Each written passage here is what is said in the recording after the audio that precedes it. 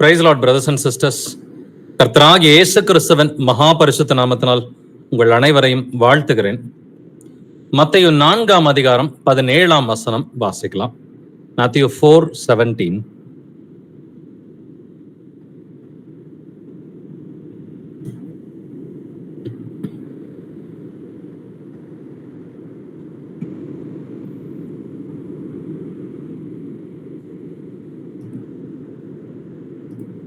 யாராவது வாசிக்கிறீங்களா?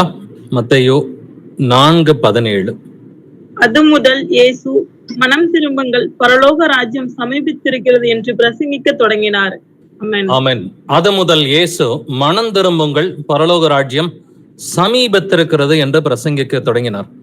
சோ இயேசு கிறிஸ்துவின் பிரசங்கம் எப்படி ஆரம்பிச்சது? மத்தேயு சுவிசேஷத்துல மனம் திரும்புங்கள் அப்படின்ற வார்த்தையை சொல்லிதான் வந்துட்டு இயேசு கிறிஸ்துவின் பிரசங்கம் தொடங்கியது. மார்க் புஸ்தகத்திலையும் வாசிக்கலாம் அவருடைய பிரசங்கத்தை பத்தி. முதல் அதிகாரம் 15வது வசனம், மார்க் 1:15. காலம் நிறைவேறிற்று, தேவனுடைய ராஜ்யம் சமீபமாயிற்று, மனம் திரும்பி சுவிசேஷத்தை விசுவாசியுங்கள் என்றார். ஆமென். காலம் நிறைவேறிற்று, தேவனுடைய ராஜ்யம் சமீபமாயிற்று, மனம் திரும்பி சுவிசேஷத்தை விசுவாசியுங்கள். மனம் திரும்புதல் அப்படின்னு சொல்லிதான் ஒவ்வொரு சுவிசேஷத்திலையும் இயேசு கிறிஸ்துவின் பிரசங்கம் வந்துட்டு தொடங்குது. பட் இயேசு கிறிஸ்து மாம்சத்தில் இருந்தப்ப மட்டும் அவர் இந்த வார்த்தையை சொல்லல. வெளிப்படுத்தின விசேஷத்துல அவர் உயிர்த்த பிறகு பேசுறார் இல்லைங்களா? 7 சபைகளிடம் அவர் உயிர்த்த பிறகு பேசுகிறார். அந்த 7 சபைகள்ல பாத்தீங்கன்னா 5 சபையை பார்த்து மனம் திரும்புன்ற வார்த்தையை தான் கர்த்தர் பேசுகிறார். 2 சபையை பார்த்து தான் மனம் திரும்புன்ற வார்த்தையை அவர் சொல்லல. அந்த 2 சபை எதுனா, ஒன்னு சிமர்னா சபை, இன்னொன்னு பிலடெல்பியா சபை. ஸோ நீங்களும் நானும் சிமர்னாவை போல இருக்கணும், பிலடெல்பியாவை போல இருக்கணும்ன்றதான் கர்த்தருடைய சித்தமா இருக்கிறது. ஏன்னா இந்த 2 சபையை பார்த்து தான் மனம் திரும்புன்ற வார்த்தையை கர்த்தர் சொல்லல. பட் எபேசு சபையை பார்த்து மனம் திரும்புன்னு சொல்லி சொல்றார். சர்தை சபையை பார்த்து மனம் திரும்புன்னு சொல்றார். லவோதிக்கா சபை, தியத்ரா சபை, இதை போன்ற சபைகளை பார்த்து மனம் திரும்புன்னு சொல்லி கர்த்தர் சொல்றார். ஸோ இஸ்ரவேல் ஜனங்களை பார்த்து அவர் மாம்சத்துல இருந்தப்பையும் மனம் திரும்புங்கள்னு சொல்லிதான் இயேசு கிறிஸ்து பிரசங்கம் பண்ணார். அவர் மாம்சத்திலே கொலையுண்டு ஆவியிலே உயிர்த்த பிறகும் சபைகளிடம் பேசும் பொழுதும் மனம் திரும்புங்கள் அப்படின்ற வார்த்தையை 5 சபைகளை பார்த்து சொல்லி இருக்கிறார். இன்னைக்கு அநேக ஆத்மாக்கள் ஞானஸ்நானத்துக்கு ஒப்பு கொடுத்திருக்கிறாங்க. ஸோ போன வாரம் மீட்டிங்ல திருச்சியில மே 1ஆம் தேதி கூட்டத்துக்கு 100கணக்கான பேரை கர்த்தராகிய இயேசு கிறிஸ்து கூட்டிட்டு வந்தாரு. என் பிதா ஒருவனை ஈர்த்து கொள்ளாவிட்டால் என்னிடம் வரமாட்டான் என்று வசனம் சொல்கிறது போல ஆவியானவரே சிலருடைய இருதயங்களை ஏவி கூட்டிட்டு வந்தாரு. வசனங்களை ஆராய்ந்து பார்த்தவர்கள் நான் உடனே ஞானஸ்நானம் எடுக்கிறேன்னு சொல்லி, எப்படி அப்போஸ்தலர் 2:38 நம்ம வாசிக்கிறது போல 2ஆம் அதிகாரத்துல அவர்கள் இருதயம் குத்துண்டவர்களாக, சகோதரரே நாங்கள் என்ன செய்ய வேண்டும் அப்படின்னு சொல்லி உடனே ஞானஸ்நானம் பெற்றார்கள். அதே போல இவர்களும் டக்குன்னு ஒரு குறுகிய காலகட்டத்துக்குள்ள ஞானஸ்நானத்துக்கு ஒப்பு கொடுத்துருக்குறாங்க. ஸோ இப்போ மீட்டிங் முடிஞ்சு கிட்டத்தட்ட 1 வாரம், ஒரு 8 நாள் தான் ஆகுது. பட் 20க்கும் மேற்பட்ட ஆத்மாக்கள் 30க்கும் மேற்பட்டவர்கள் ஒப்பு கொடுத்திருக்கிறாங்க. பட் ஒரு சிலர் இந்த வாரம் எடுக்கிறாங்க, ஒரு சிலர் இன்னும் வரும் நாட்கள்ல நான் தயாராயிட்டு எடுத்துக்கிறேன் அப்படின்னு சொல்லியிருக்கிறாங்க. இது கர்த்தருடைய பெரிதான கிருபையா இருக்கிறது. ஸோ அப்ப நமக்கு கர்த்தர் ஞானஸ்நானத்துக்கு முன்னாடி நம்ம என்ன செய்யணும் அப்படின்னு சொல்றாருன்றதை நம்ம கவனிச்சு பார்க்கலாம். அப்போஸ்தலர் 2:38 வாசிக்கலாம். ஆக்ட்ஸ் 2:38.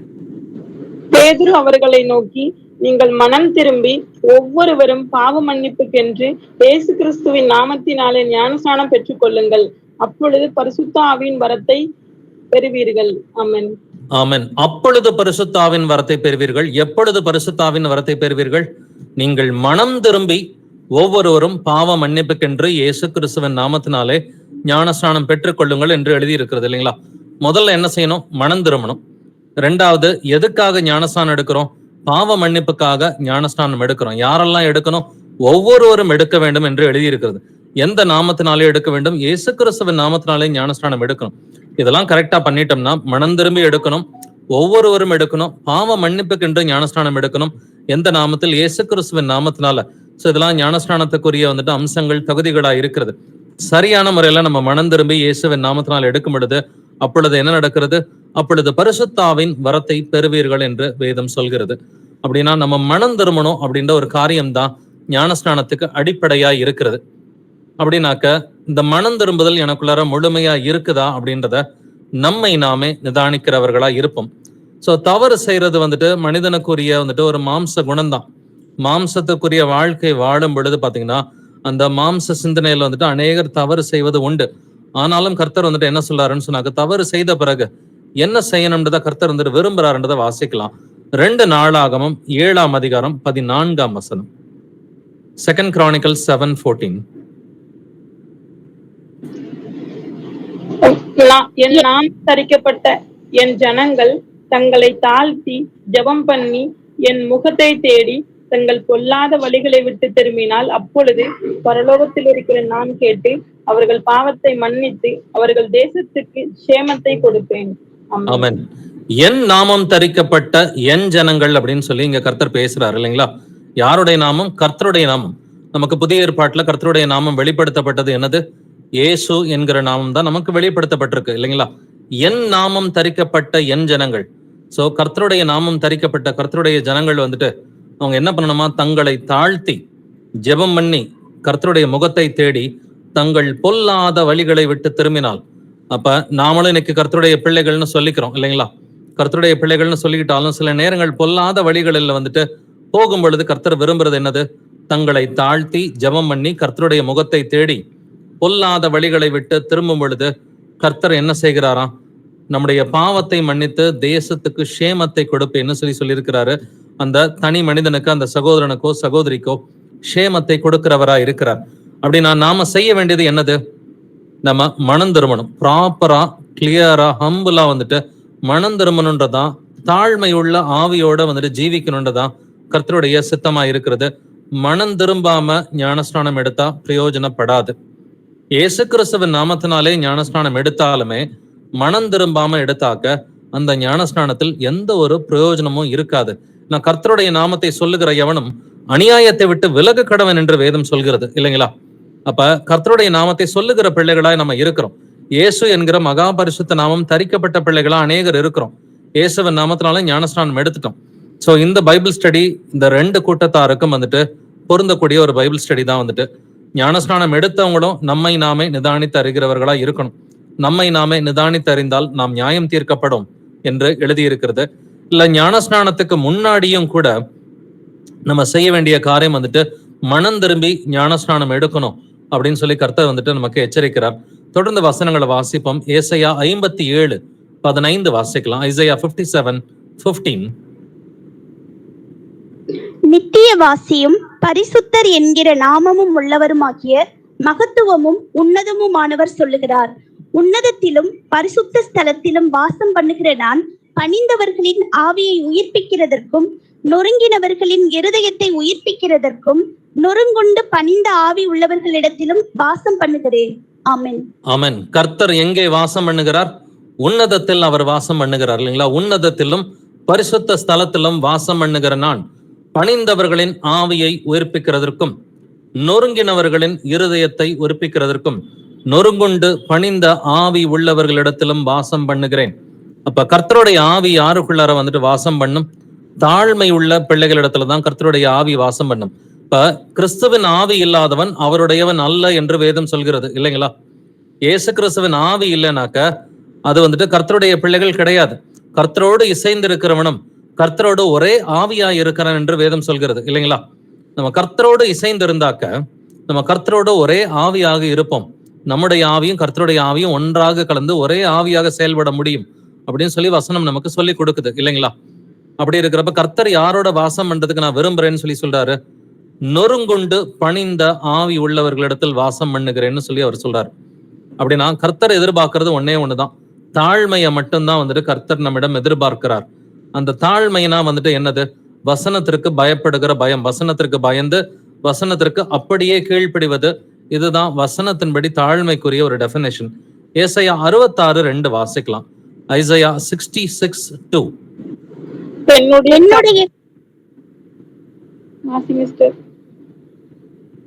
என்னுடைய கரம் எவைகளை எல்லாம் சிருஷ்டித்ததினால் எவைகளை எல்லாம் உண்டாயின என்று கர்த்தர் சொல்லுகிறார். ஆனாலும் சிறுமைப்பட்டு ஆவியில் நொறுங்குண்டு என் வசனத்துக்கு நடுங்குகிறவனையே நோக்கி பார்ப்பேன். ஆமென். கர்த்தர் யாரை நோக்கி பார்க்கிறார்னு வேதம் சொல்லுது? சிறுமைப்பட்டு ஆவியில் நொறுங்குண்டு என் வசனத்துக்கு நடுங்குகிறவனையே நோக்கி பார்ப்பேன்னு கர்த்தர் சொல்றாரு. அப்ப தாழ்மைனா என்னது? வசனத்திற்கு பயப்படுவது. இதுதான் வந்துட்டு உண்மையான தாழ்மை. மாயமான தாழ்மையும் இருக்குது, அதையும் வேதம் நமக்கு சொல்லிக் கொடுக்குது. மாயமான தாழ்மையா இல்லாம வசனத்திற்கு பயப்படுகிற பயம், இதுதான் உண்மையான தாழ்மை என்று எழுதியிருக்கிறது. வசனத்துக்கு பயந்து பாவங்களை அறிக்கை செய்து, ஆண்டவரே என்னை மன்னிச்சிருங்க, நான் உங்களுடைய இருதயம் துக்கமாகிற மாதிரி என்னோட வாழ்க்கையில நடந்துகிட்டேன், பொய் சொல்லி இருக்கிறேன், கெட்ட வார்த்தை பேசியிருக்கிறேன், ஒரு சிலர் மேல கோவப்பட்டு இருந்திருக்கிறேன், இல்ல சினிமா பார்த்திருக்கிறேன், டிவி பார்த்திருக்கிறேன், உனக்கு விரோதமான காரியங்கள் செஞ்சிருக்கிறேன்னு சொல்லி பைபிள் வசனத்தின்படி எதுவெல்லாம் பாவம்னு சொல்லி கர்த்தர் சொல்லாரோ அது எல்லாத்தையும் அவர்கிட்ட தனித்தனியா அறிக்கை பண்ணணும். போன வாரம் இந்த தப்பு பண்ணிட்டேன், 1 மாசத்துக்கு முன்னாடி இந்த தவறு பண்ணிட்டேன், 6 மாசத்துக்கு முன்னாடி இந்த தவறை பண்ணேன், 10 மாசத்துக்கு முன்னாடி இதை செஞ்சேன், 2 வருஷத்துக்கு முன்னாடி இதை பண்ணேன், 5 வருஷத்துக்கு முன்னாடி, 10 வருஷத்துக்கு முன்னாடி, 20 வருஷத்துக்கு முன்னாடி நம்முடைய காலங்களை ஓட்டி பார்க்கணும்.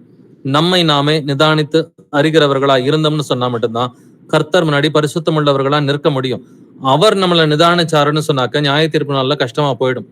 நம்மை நாமே இன்றைக்கே நிதானிக்கிறவர்களா வந்துட்டு இருக்கணும். ஞானஸ்நானம் எடுக்கிறதுக்கு முன்னாடி நிதானிக்கணும், ஞானஸ்நானம் எடுத்த பிறகும் நம்ம சரியாதான் இருக்கிறோமான்னு சொல்லி, நம்ம வசனத்தின்படி நிற்கிறோமான்னு சொல்லி ஒவ்வொரு நாளும் நம்மை நாமே நிதானிக்கிறவர்களா இருப்போம். ஸோ இன்னைக்கு மனந்திருவதில குறித்து நம்ம வந்துட்டு பார்த்துக்கிட்டு இருக்கிறோம். அதை குறித்து கர்த்தர் இன்னும் என்ன வசனங்கள் கொடுத்திருக்கிறாருன்றதை நம்ம வாசித்து பார்க்கலாம். சங்கீதம் 34:18 வாசிக்கலாம். Psalms 34:18. நொறுங்குண்ட இருதயம் உள்ளவர்களுக்கு கர்த்தர் சமீபமாயிருந்து நறுங்குண்ட ஆவி உள்ளவர்களை ரட்சிக்கிறார். ஆமென். கர்த்தர் யாரை ரட்சிக்கிறார்? நொறுங்குண்ட இருதயம் உள்ளவர்களுக்கு கர்த்தர் சமீபமாயிருந்து. யாருக்கு சமீபமாயிருக்கிறார்? நொறுங்குண்ட இருதயம் உள்ளவர்களுக்கு தான் கர்த்தர் சமீபமாயிருக்கிறார். நறுங்குண்ட ஆவி உள்ளவர்களை ரட்சிக்கிறார் என்று எழுதியிருக்கிறது இல்லைங்களா? எப்படிப்பட்ட ஆவி வேணும்? இருதயத்தில் சுத்தம் உள்ளவர்கள் பாக்கியவான்கள், அவர்கள் மட்டுமே தேவனை தரிசிப்பார்கள். ஆவியில் எளிமை உள்ளவர்கள் பாக்கியவான்கள், பரலோக ராஜ்யம் அவர்களுடையது. ஆவியில எளிமை வந்துட்டு வேணும், நறுங்குண்ட ஆவி வேணும்னு சொல்லி கர்த்தர் சொல்றாரு. வசனத்தை அப்படியே ஏத்துக்கிட்டு அதன்படி வலதுபுறமோ இடதுபுறமோ சாயாமல் அப்படியே வசனத்தை காம்ப்ரமைஸ் பண்ணாம கடைபிடிக்கணும். இதுதான் கர்த்தர் வந்துட்டு ஒவ்வொருத்தருடையும் வந்துட்டு எதிர்பார்க்கிற ஒரு காரியம். சங்கீதம் 51:17 வாசிக்கலாம். Psalms 51:17. தேவனுக்கு ஏற்கும் பலிகள் நொறுங்குண்ட ஆவிதான். தேவனே நொறுங்குண்டதும் நறுங்குண்டதுமான இருதயத்தை நீர் புறக்கணியீர். ஆமென். தேவனுக்கு ஏற்கும் பலிகள் நொறுங்குண்ட ஆவிதான். பழைய ஏற்பாட்டுல வந்துட்டு ஆடு மாடுகளை வந்துட்டு பலியாக கொடுப்பாங்க. புதிய ஏற்பாட்டுல ஸ்தோத்திர பலிகள் என்று எழுதியிருக்கிறது. ஆனா கர்த்தர் கேட்கும் உண்மையான பலி என்னது? தேவனுக்கு இருக்கும் பலிகள் நொறுங்குண்ட ஆவிதான். நொறுங்குண்ட ஆவியோட இருந்தாதான் சரியான ஜெபம் செய்ய முடியும். இல்லாட்டினா நம்முடைய ஜெபமே கர்த்தருக்கு சித்தமா இல்லாத ஜெபமா இருக்கும். சோ கர்த்தர்ட்ட வந்துட்டு வசனத்தின்படியான ஜெபம் செய்கிறவர்களா, ஆவிக்குள்ளாக ஜெபம் பண்ணணும்னு சொல்லி வசனம் சொல்லுது இல்லைங்களா? சோ ஆவிக்குள்ளார ஜெபம் பண்றதுன்னு சொன்னா கர்த்தருடைய சித்தத்தை அறிந்த பிள்ளைகளா, அவருக்கு எது பிடிக்கும் எது பிடிக்காதுன்றதை நல்லா தெரிஞ்சுக்கிட்டு அவருக்கு பிடித்ததை வந்துட்டு கேட்கணும். கேட்டாதான் வந்துட்டு ஒவ்வொரு முறையும் நம்முடைய ஜெபத்துக்கு வந்துட்டு கர்த்தர் பதில் கொடுக்கிறவரா இருக்கிறார். அவர் நம்மகிட்ட எதிர்பார்க்கறது தாழ்மையுள்ள இருதம். சோ மனம் திரும்புதலுக்கு கேட்ட ஒரு இருதயத்தை தான் கர்த்தர் வந்துட்டு எதிர்பார்க்கிறாரு.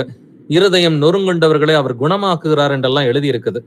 சரி, ஒரு சில வசனங்களை வந்து நம்ம பார்த்துட்டு பைபிள்ல வந்துட்டு இப்படி யாரெல்லாம் நொறுங்குண்ட ஆவியோட வந்துட்டு இருந்தாங்க, அவங்க எப்படி மனம் திரும்பினாங்க, எப்படி பாவ அறிக்கை செய்தார்கள் அப்படின்றத இன்னைக்கு கவனிச்சு பார்க்க போறோம். ஏன் இந்த பாவ அறிக்கை வந்துட்டு இவ்வளவு முக்கியமா இருக்குதுன்னு சொன்னா, பாவ அறிக்கையை ஒழுங்கா செய்யாம மன்னிப்பு கிடையாது பிரதர்ஸ் அண்ட் சிஸ்டர்ஸ். பாவ அறிக்கை ஒழுங்கா பண்ணாம, ஞானஸ்நானத்துக்கே ஒழுங்கா பாவ அறிக்கை பண்ணாம வந்தோம்னு சொன்னாக்க அந்த ஞானஸ்நானத்திலையும் பிரயோஜனம் இருக்காது. சோ ஞானஸ்நானத்துக்கு பிறகும் வந்துட்டு ஒழுங்கா நம்ம பாவங்கள் செய்யாம இருக்கணும். அப்படி எதுவும் தெரியாம செஞ்சிட்டோம்னா அதை கரெக்டா அறிக்கை பண்ணுகிற பிள்ளைகளா இருக்கணும்.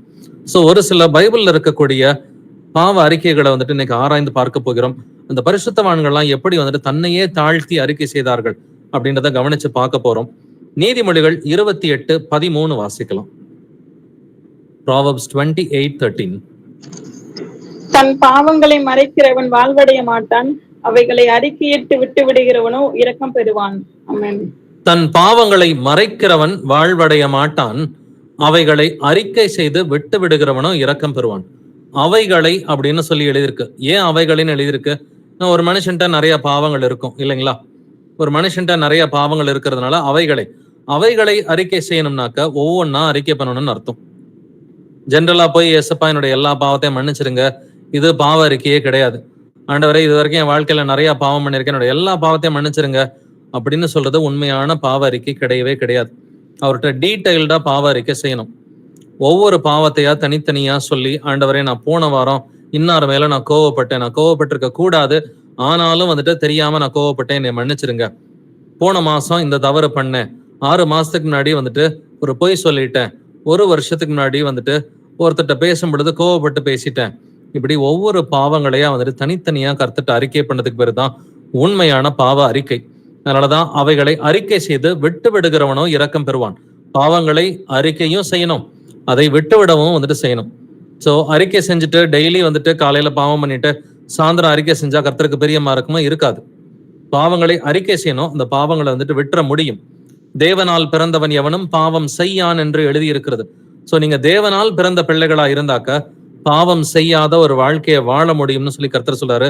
அதற்கான ஸ்டார்டிங் பாயிண்ட் தான் ஞானஸ்நானம். ஞானஸ்நானம் முடிவு கிடையாது பிரதர்ஸ் அண்ட் சிஸ்டர்ஸ். நம்முடைய ரட்சிப்பின் வாழ்க்கையில முடிவு கிடையாது, அதுதான் தொடக்கமா இருக்கிறது. நான் வந்துட்டு ரட்சிக்கப்பட்டு 10 வருஷம் ஆச்சு, நான் ரட்சிக்கப்பட்டு 20 வருஷம் ஆச்சு, நான் ரட்சிக்கப்பட்டு 30 வருஷம் ஆச்சுன்னு சொல்லி அநேகர் இன்னைக்கு தவறாக பேசி கொண்டிருக்கிறார்கள். உங்கள் ரட்சிப்பு நிறைவேற பிரயாசப்படுங்கள் என்று வேதம் சொல்கிறது இல்லைங்களா? அப்ப ஞானஸ்நான தேதி ஒண்ணு ரட்சிப்பு தேதியே கிடையாது. ஞானஸ்நானம் எடுத்துட்டு பின்வாங்கி போனவங்க கோடிக்கணக்கில் வந்துட்டு இருக்கிறாங்க. யூதாஸ் போன்ற ஆட்கள் சுவிசேஷம் அறிவித்து விட்டு அநேக அற்புதங்களை செய்து விட்டு பின்வாங்கின ஆட்கள் யூதாஸை போலவும் வந்துட்டு இருக்கிறாங்க. அனனியா சப்ராவை போல, பிழையாம் தீர்க்கதரிசியை போல, சவுல் ராஜாவை போல பின்வாங்கின அநேகர் இருக்கிறாங்க. ஆரம்பத்துல பரிசுத்த ஆவியை உடையவர்களா இருந்துட்டு பின்னாடி வந்துட்டு பாவங்கள் செய்து அதை அறிக்கை செய்யாம அதை விட்டு விடாம பின்வாங்கி போய் பரிசுத்த ஆவி இழந்தவர்கள் அநேகர் இருக்கிறார்கள். ஞானஸ்நான தேதி வந்துட்டு நம்முடைய விசுவாச வாழ்க்கையின் துவக்கமா இருக்கிறது, அது முடிவு கிடையாது. ஞானஸ்நானம் எடுக்கிறது ஜலத்துல மட்டும்தான் நம்ம பிறக்கிறோம், ஆவியில பிறக்கிறது பின்னாடி வந்துட்டு நடக்கணும். சோ ஜலத்துல பிறக்கிறதுக்கு அடிப்படை வந்துட்டு பாவங்களை அறிக்கை செய்து அதை விட்டு விடணும்னு சொல்லி கர்த்தர் விரும்புறார். 1 யோவான் 1 அதிகாரம் வசனங்கள் 8 முதல் 9 வரை வாசிக்கலாம். நமக்கு பாவம் இல்லை என்போமானால் நம்மை நாமே வஞ்சிக்கிறவர்களாய் இருப்போம், சத்தியம் நமக்குள் இராது. நம்முடைய பாவங்களை நாம் அறிக்கையிட்டால் பாவங்களை நமக்கு மன்னித்து எல்லா அநியாயத்தையும் நீக்கி நம்மை சுத்திகரிப்பதற்கு அவர் உண்மையும் நீதியும் உள்ளவராய் இருக்கிறார். ஆமென். ஆமென். நமக்கு பாவம் இல்லை என்போமானால் நம்மை நாமே வஞ்சிக்கிறவர்களா இருப்போம் அப்படின்னு சொல்லி வசனம் சொல்லுது. நம்முடைய பாவங்களை நாம் அறிக்கையிட்டால், சோ தனித்தனியா நம்முடைய பாவங்களை நாம வந்துட்டு கர்த்தர்ட்ட அறிக்கை செஞ்சாக்க பாவங்களை நமக்கு அவர் மன்னிக்கிறவர் மட்டும் கிடையாது, எல்லா அநியாயத்தையும் நீக்கி நம்மை சுத்திகரிப்பதற்கு அவர் உண்மையும் நீதியும் உள்ளவராய் இருக்கிறார். இயேசு கிறிஸ்து நம்முடைய கர்த்தரா இருக்கிறார். அவர் நம்முடைய பாவங்களை மன்னிப்பதற்கு மட்டுமல்ல, அவைகளை சுத்திகரிப்பதற்கும் வந்துட்டு அவர் உண்மையும் நீதியும் உள்ளவரா இருக்கிறார். பட் நாம அறிக்கை செய்யறதுக்கு தயாரா?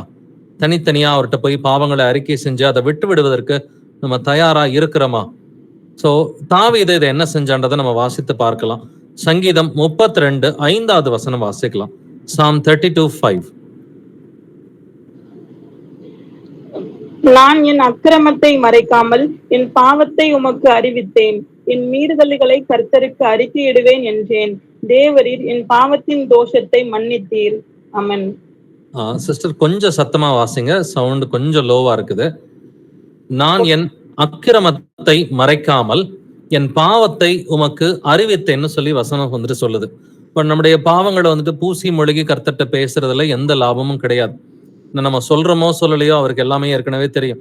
ஆனா அதை டீட்டெயில்டா அவர்கிட்ட அறிக்கை பண்ணணுன்றது கர்த்தர் வந்துட்டு விரும்புறார்.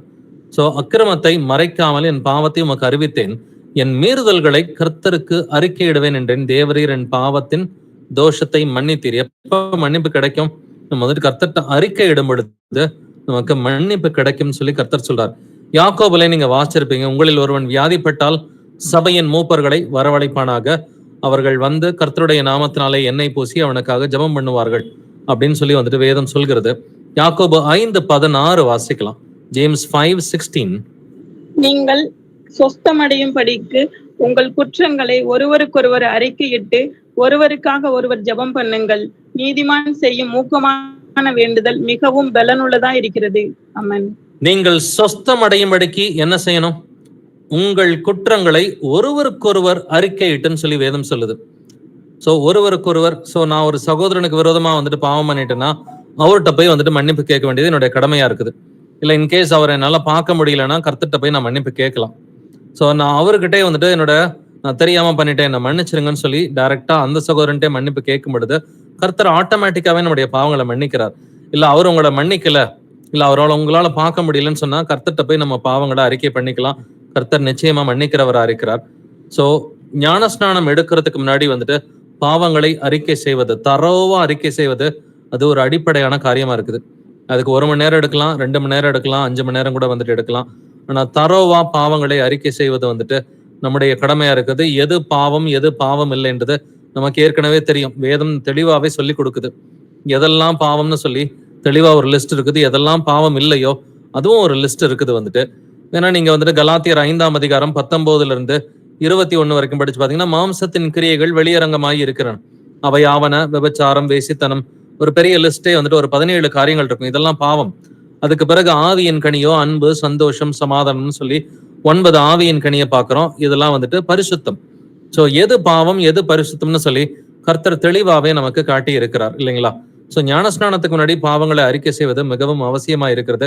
ஞானஸ்நானத்துக்கு பிறகு தெரியாம எதுவும் பாவத்துல விழுந்துட்டோம்னா அதையும் தரவா கர்த்தர்ட்ட வந்துட்டு பேசி அறிக்கை செய்யணும். மார்க் 1 அதிகாரம் 5வது வசனம் வாசிக்கலாம். மார்க் 1:5.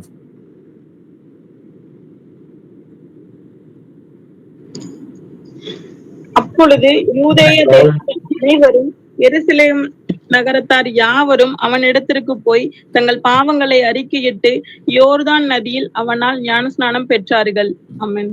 அப்பொழுது யூதேயா தேசத்தார் அனைவரும் எருசலேம் நகரத்தார் யாவரும் யோவான்கிட்ட போய் என்ன செஞ்சாங்களே, எப்படி ஞானஸ்நானம் எடுத்தாங்க? தங்கள் பாவங்களை அறிக்கையிட்டு யோர்தான் நதியில் அவனால் ஞானஸ்நானம் பெற்றார்கள். சோ நம்முடைய பாவங்களை கர்த்தர்ட்ட வந்துட்டு அறிக்கை செய்யறது ரொம்ப அடிப்படையான ஒரு காரியமா இருக்குது. பைபிள்ல பார்க்கலாம், ஒவ்வொரு பரிசுத்தவான்களும் எப்படி பாவங்களை அறிக்கையிட்டாங்க. நாம உண்மையிலே அப்படி அறிக்கை இட்டிருக்கிறோமா என்னைக்காவது அப்படின்றத நம்ம கவனிச்சு பார்க்கலாம். ஜெயசாந்தி சிஸ்டர், முடிஞ்ச இந்த வசனத்தை நீங்க வாசிங்க, உங்க மைக்கு கிளியரா இருக்குது. தானியேல் 9வது அதிகாரத்துல 1 வசனத்திலிருந்து 23 வரைக்குமே வாசிச்சிருங்களேன்.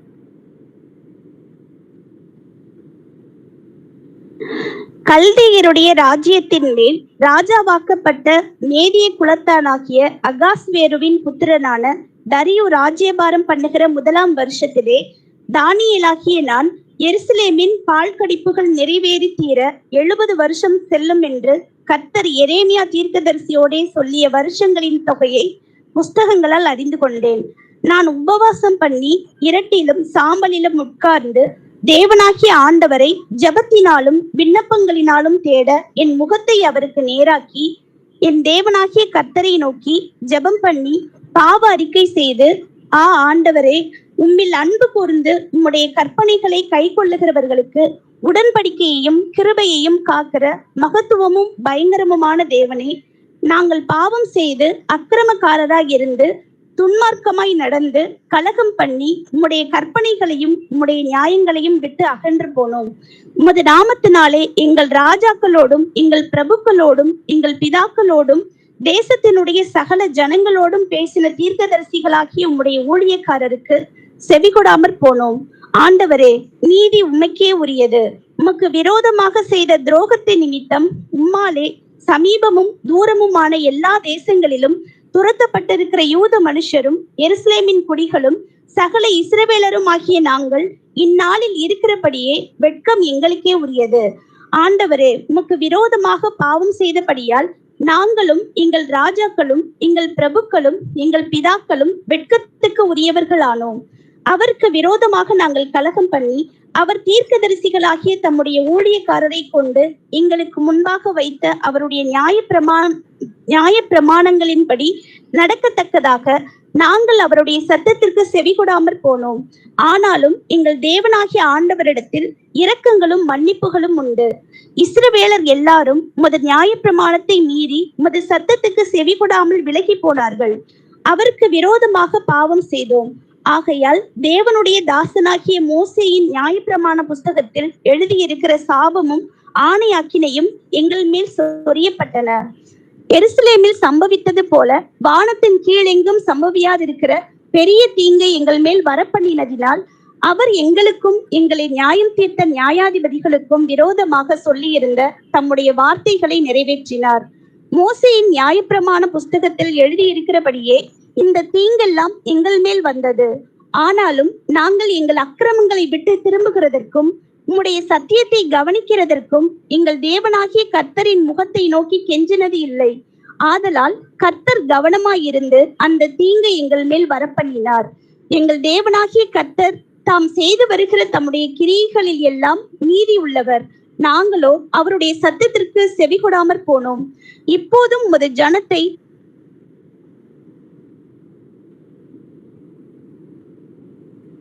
சிஸ்டர் கேட்கல சிஸ்டர்.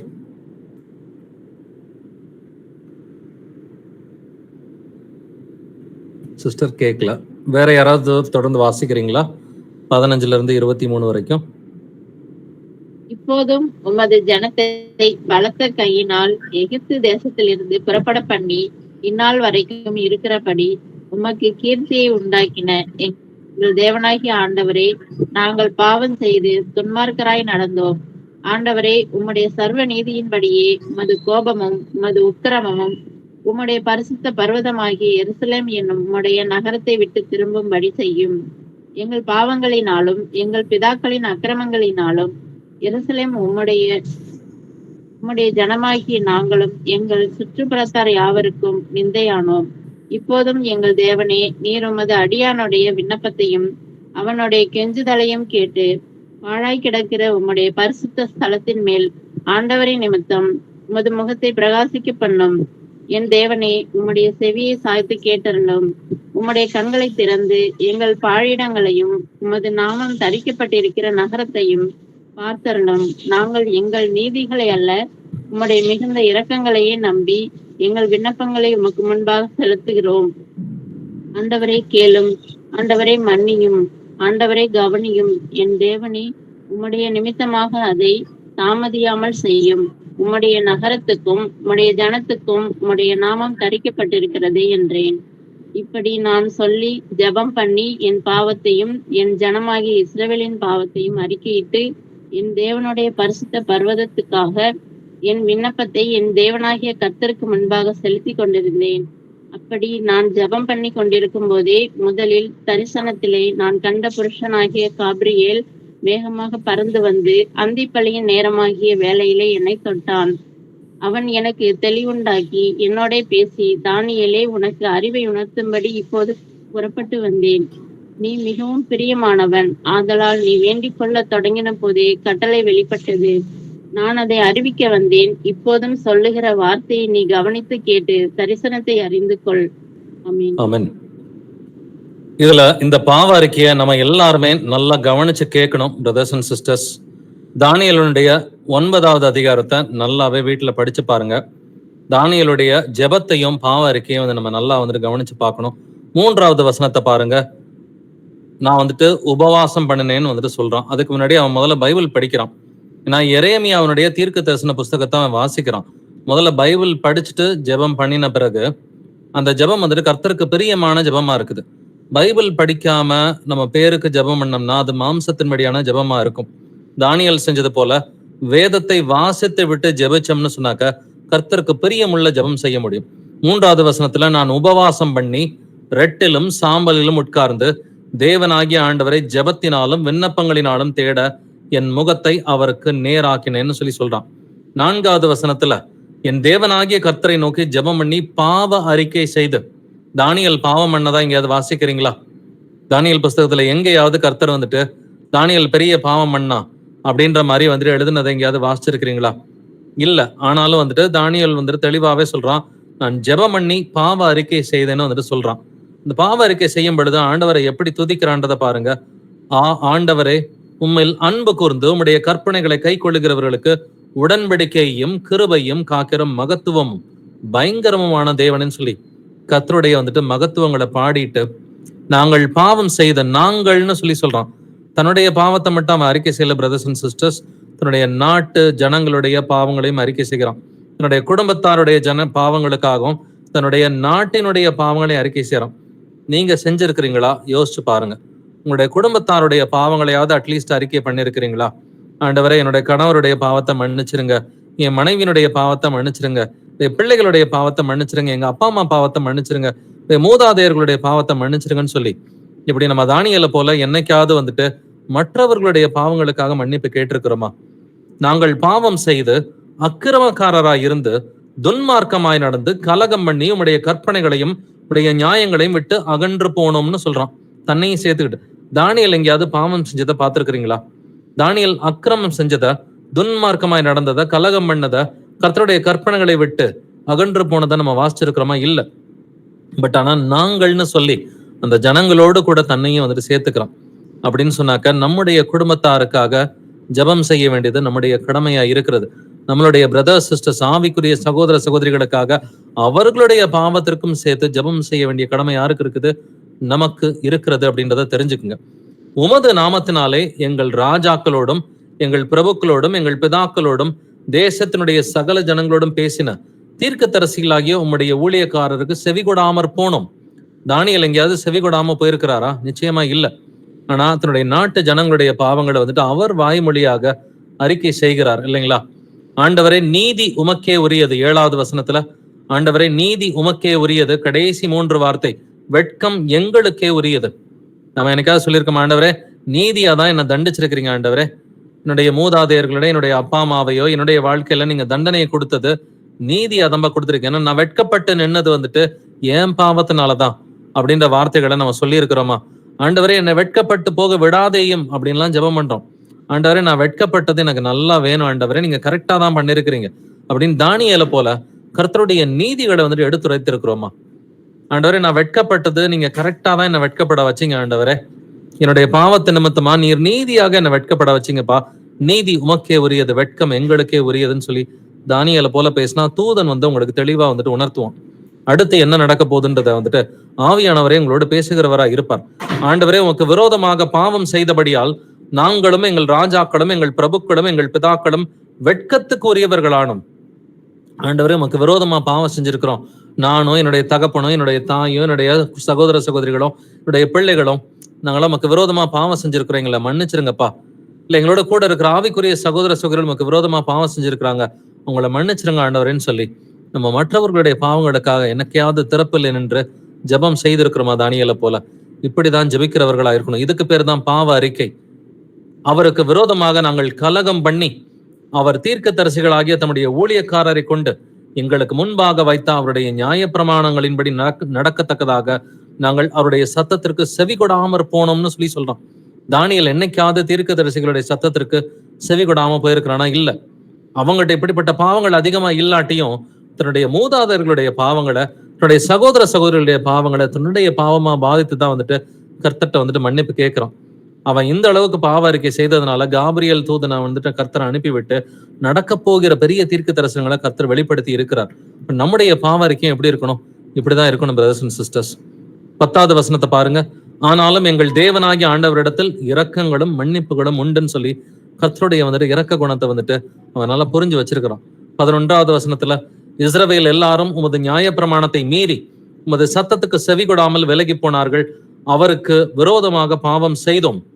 ஆகையால் தேவனுடைய தாசனாகிய மோசேயின் நியாய பிரமாண புஸ்தகத்தில் எழுதியிருக்கிற சாபமும் ஆணையாக்கியலும் எங்கள் மேல் சொரியப்பட்டன, நீதியாதான் எங்களை தண்டிச்சிங்கன்னு வந்துட்டு தெளிவாவே வந்துட்டு சொல்றோம். 12வது வசனத்துல வந்துட்டு பெரிய தீங்கை எங்கள் மேல் வரப்பண்ணினீர் அப்படின்னு சொல்லி சொல்றோம். தம்முடைய வார்த்தைகளை நிறைவேற்றினார். சாபங்கள் வந்தா கூட கர்த்தருடைய வார்த்தை நிறைவேறியதுன்னு சொல்லி சந்தோஷப்படுற மாதிரிதான் ஜெபத்தை வந்துட்டு வைக்கிறோம். 13வது வசனத்துல பாதியில ஆனாலும் நாங்கள் எங்கள் அக்கிரமங்களை விட்டு திரும்புகிறதற்கும் உம்முடைய சத்தியத்தை கவனிக்கிறதற்கும் எங்கள் தேவனாகிய கர்த்தரின் முகத்தை நோக்கி கெஞ்சினதில்லைன்றான். நீங்க எங்களை தண்டிச்சிங்க, ஆனாலும் உங்கள்ட்ட நாங்க திரும்பி வரல, மனம் திரும்புறதுக்கு எங்களுக்கு இருதயம் இல்ல ஆண்டவரேன்னு சொல்லி தன்னுடைய நாட்டு ஜனங்களுடைய பாவங்களை தன்னுடைய பாவத்தை போல பாவித்து பேசுகிறான் இல்லைங்களா? அப்ப மத்தவங்க பாவத்துக்கே இவ்வளவு வந்துட்டு மன்றாடுறானே, தன்னுடைய பாவத்துக்கு எந்த அளவுக்கு தானியேல் மனம் திரும்பி இருப்பான்றதை வந்துட்டு யோசிச்சு பாருங்க. இப்படிப்பட்ட பாவ அறிக்கை தான் நம்ம கிட்ட தேவை. ஞானஸ்நானத்துக்கு முன்னாடி இப்படிப்பட்ட பாவ அறிக்கை தான் தேவை. இன்கேஸ் ஞானஸ்நானத்தின் போது இப்படிப்பட்ட பாவ அறிக்கை பண்ணலைனாக்க இனிமேட்டாவது செய்வோம். 14வது வசனத்துல ஆதலால் கர்த்தர் கவனமாயிருந்து அந்த தீங்கை எங்கள் மேல் வர பண்ணினார், எங்கள் தேவனாகிய கர்த்தர் தாம் செய்து வருகிற தம்முடைய கிரியைகள் எல்லாம் நீதி உள்ளவர். அப்ப கர்த்தர் தீங்கை வர பண்ணினார், ஆனாலும் கர்த்தருடைய கிரியை வந்துட்டு நீதி உள்ளதுன்னு சொல்லி சொல்றான். என்னைக்காவது நம்ம சொல்லியிருப்போமா, ஆண்டவரே எங்களை நீங்க அடிச்சது கரெக்ட் தான் ஆண்டவரே, எங்களுக்கு இந்த பிரச்சனையை நீங்க அனுமதிச்சது சரிதான் ஆண்டவரே, எங்க வீட்டுல வந்துட்டு இந்த மரணத்தை வந்துட்டு நீங்க அனுமதிச்சதோ, இல்ல எங்க வீட்டுல வந்துட்டு இந்த பிரச்சனையை நீங்க அனுமதிச்சதோ, இந்த சாபத்தை அனுமதிச்சதோ நீதி அதாம்மா நீங்க பண்ணிருக்கிறீங்க. கர்த்தர் நல்லவர் அப்படின்னு சொல்லி அறிக்கை செய்திருக்கிறோமா? நாங்களோ அவருடைய சத்தத்திற்கு செவி கொடாமற் போனோம் அப்படின்னு சொல்லி தெளிவாவே வந்துட்டு சொல்றோம். 15வது வசனத்துல, எங்கள் தேவனாகிய ஆண்டவரே, நாங்கள் பாவம் செய்து துன்மார்க்கமாய் நடந்தோம். தானியேல் ஒரு பரிசுத்தவான் என்று வேதம் சொல்கிறது. தானியேல் ஒரு பெரிய தீர்க்கதரிசி என்று வேதம் சொல்கிறது. ஆனா அவன் சொல்ற வார்த்தை என்னது? ஆண்டவரே, நாங்க துன்மார்க்கமாய் நடந்தோம்னு சொல்லி சொல்றோம். நாம என்னைக்காவது அப்படி சொல்லியிருக்கோமா? ஆண்டவரே, உனக்கு முன்பாக நான் துன்மார்க்கமா செயல்பட்ட ஆண்டவரே, என்னுடைய மாம்சத்திற்குரிய வாழ்க்கையில வந்துட்டு துன்மார்க்கமா நான் செயல்பட்ட ஆண்டவரே, என்னை மன்னிச்சிருங்கன்னு சொல்லி தானியேலை போல வந்துட்டு பாவ அறிக்கை செஞ்சோம்னு சொன்னாக்க தானியேலுக்குரிய கிருபை உங்களுக்கும் எனக்கும் கிடைக்கும். 16வது வசனத்துல, ஆண்டவரே, உம்முடைய சர்வ நீதியின்படியே எங்கள் பாவங்களினாலும் எங்கள் பிதாக்களின் அக்கிரமங்களினாலும் எருசலேமும் உம்முடைய ஜனமாகிய நாங்களும் எங்கள் சுற்றுப்புறத்தார் யாவருக்கும் நிந்தையானோம். எங்களுக்கு வந்த அவமானம் உடைய சர்வ நீதியின்படிதான் வந்ததுன்னு சொல்லி சொல்றோம் இல்லைங்களா? ஆண்டவரே, என்னை தண்டிச்சது உடைய சர்வ நீதியின்படிதான் தண்டிச்சிருக்கிறீங்க சொல்லி கர்த்தர் நீதிபரர், கர்த்தர் நல்லவர் என்று அறிக்கை செய்ய நம்ம பழகணும். 17வது வசனம் வந்துட்டு, எங்களுடைய கெஞ்சுதலை வந்துட்டு கேளுங்கப்பான்னு சொல்லி வந்துட்டு சொல்றான். ஆண்டவரின் நிமித்தம் உமது முகத்தை பிரகாசிக்க பண்ணும் அப்படின்னு சொல்லி வந்துட்டு கர்த்தர் நிமித்தம் வந்துட்டு இரக்கங்களை வந்துட்டு கேட்கிறான். எங்கள் நிமித்தம் அல்ல ஆண்டவரே அப்படின்றத வந்துட்டு தெளிவாவே வந்துட்டு சொல்றான். 18வது வசனத்துல பாதியில, நாங்கள் எங்கள் நீதிகளை அல்ல மிகுந்த இரக்கங்களையே நம்பி எங்கள் விண்ணப்பங்களை உமக்கு முன்பாக செலுத்துகிறோம். சோ நம்முடைய நீதி கர்த்தருக்கு முன்பாக அது கந்தையாக இருக்கிறது இல்லைங்களா? அப்ப கர்த்தரை முன்னிட்டு தான் வந்துட்டு இரக்கங்களை வந்துட்டு நம்ம கேட்கணும், நம்முடைய நீதியை முன்னிட்டு கிடையாது. 19வது வசனத்தை நம்முடைய கெஞ்சுதலை பாருங்க. ஆண்டவரை கேளும், ஆண்டவரை மன்னியும், ஆண்டவரை கவனியும், என் தேவனையும் உம்முடைய நிமித்தமாக அதை தாமதியாமல் செய்யும், உம்முடைய நகரத்துக்கும் உம்முடைய ஜனத்துக்கும் உம்முடைய நாமம் தரிக்கப்பட்டிருக்கிறது. சோ ஆண்டவரே, உமது நிமித்தம் எங்களுக்கு இந்த தயவை காண்பீங்க ஆண்டவரேன்னு சொல்லி கர்த்தர் நிமித்தம் தான் இந்த தயவை கேட்கிறோம். நாங்கெல்லாம் நல்லவங்க, நாங்கெல்லாம் பெர்ஃபெக்டா இருக்கிறோம்னு சொல்லி தன்னைத்தானே மெச்சிக்காம தன்னுடைய நாட்டு ஜனங்களை வந்துட்டு பரிசுத்தம் உள்ளவர்களா காட்டிக்காம, ஆண்டவரே உமது நிமித்தம் அதை செய்யுங்கப்பான்னு சொல்லி வந்துட்டு கேட்கிறோம். 20வது வசனத்துல, இப்படி நான் சொல்லி ஜெபம் பண்ணி என் பாவத்தையும் என் ஜனமாகிய இஸ்ரவேலின் பாவத்தையும் அறிக்கையிட்டுன்னு சொல்லி சொல்றான். அப்ப தன்னுடைய பாவத்தையும் அறிக்கை பண்றான், தனது ஜனமாகிய இஸ்ரவேலின் பாவத்தையும் வந்துட்டு அறிக்கை பண்றான். சோ நாமளும் இப்படிதான் பாவ அறிக்கை செய்யறதுக்கு பழகணும் பிரதர்ஸ் அண்ட் சிஸ்டர்ஸ். நம்முடைய பாவத்தை மட்டுமல்ல, உங்களுடைய கணவருடைய பாவத்தை அறிக்கை பண்ணுங்க, உங்க மனைவியோட பாவத்தை அறிக்கை பண்ணுங்க, பிள்ளைங்களோட பாவத்தை அறிக்கை பண்ணுங்க, சகோதர சகோதரிகளுடைய பாவங்களை அறிக்கை பண்ணுங்க. இல்ல வந்துட்டு உங்களுடைய மூதாதையர்கள், அப்பா அம்மா தாத்தா பாட்டி மூதாதையர்களுடைய பாவங்களையும், ஈவன் ஆவிக்குரிய சகோதர சகோதரிகளா இருந்தாலும், நம்ம சபையாக இருந்தாலும் மற்றவங்களுடைய பாவங்களுக்காக ஜெபம் செஞ்சு மற்றவர்களுக்கு இரக்கத்தை வாங்கி கொடுக்கணும். பவுல போல, தானியேலை போல வந்துட்டு, மோசேவை போல திறப்பில்லை நின்று மற்றவர்கள் பாவம் செய்தாலும் ஆண்டவரை கொஞ்சம் மன்னிங்கப்பா அப்படின்னு சொல்லி அவருடைய இரக்கத்துக்காக ஜெபிக்கிற பிள்ளைகளா வந்துட்டு இருக்கணும். அந்த இளைய குமாரனுடைய யோமையில வாசிக்கிற இல்லைங்களா, அவன் எப்படி பாவ அறிக்கை செய்தானோ அதை போல நாமளும் பாவ அறிக்கை செய்யறதுக்கு வந்துட்டு பழகணும். வாசிக்கலாம் லூக்கா 15ஆம் அதிகாரம் வசனங்கள் 18 முதல் 24 வரைக்கும். நான் எழுந்து என் தகப்பனிடத்திற்கு போய், தகப்பனே, பரத்துக்கு விரோதமாகவும் உமக்கு முன்பாகவும் பாவம் செய்தேன். இனிமேல் உம்முடைய குமாரன் என்று சொல்லப்படுவதற்கு நான் பாத்திரன் அல்ல.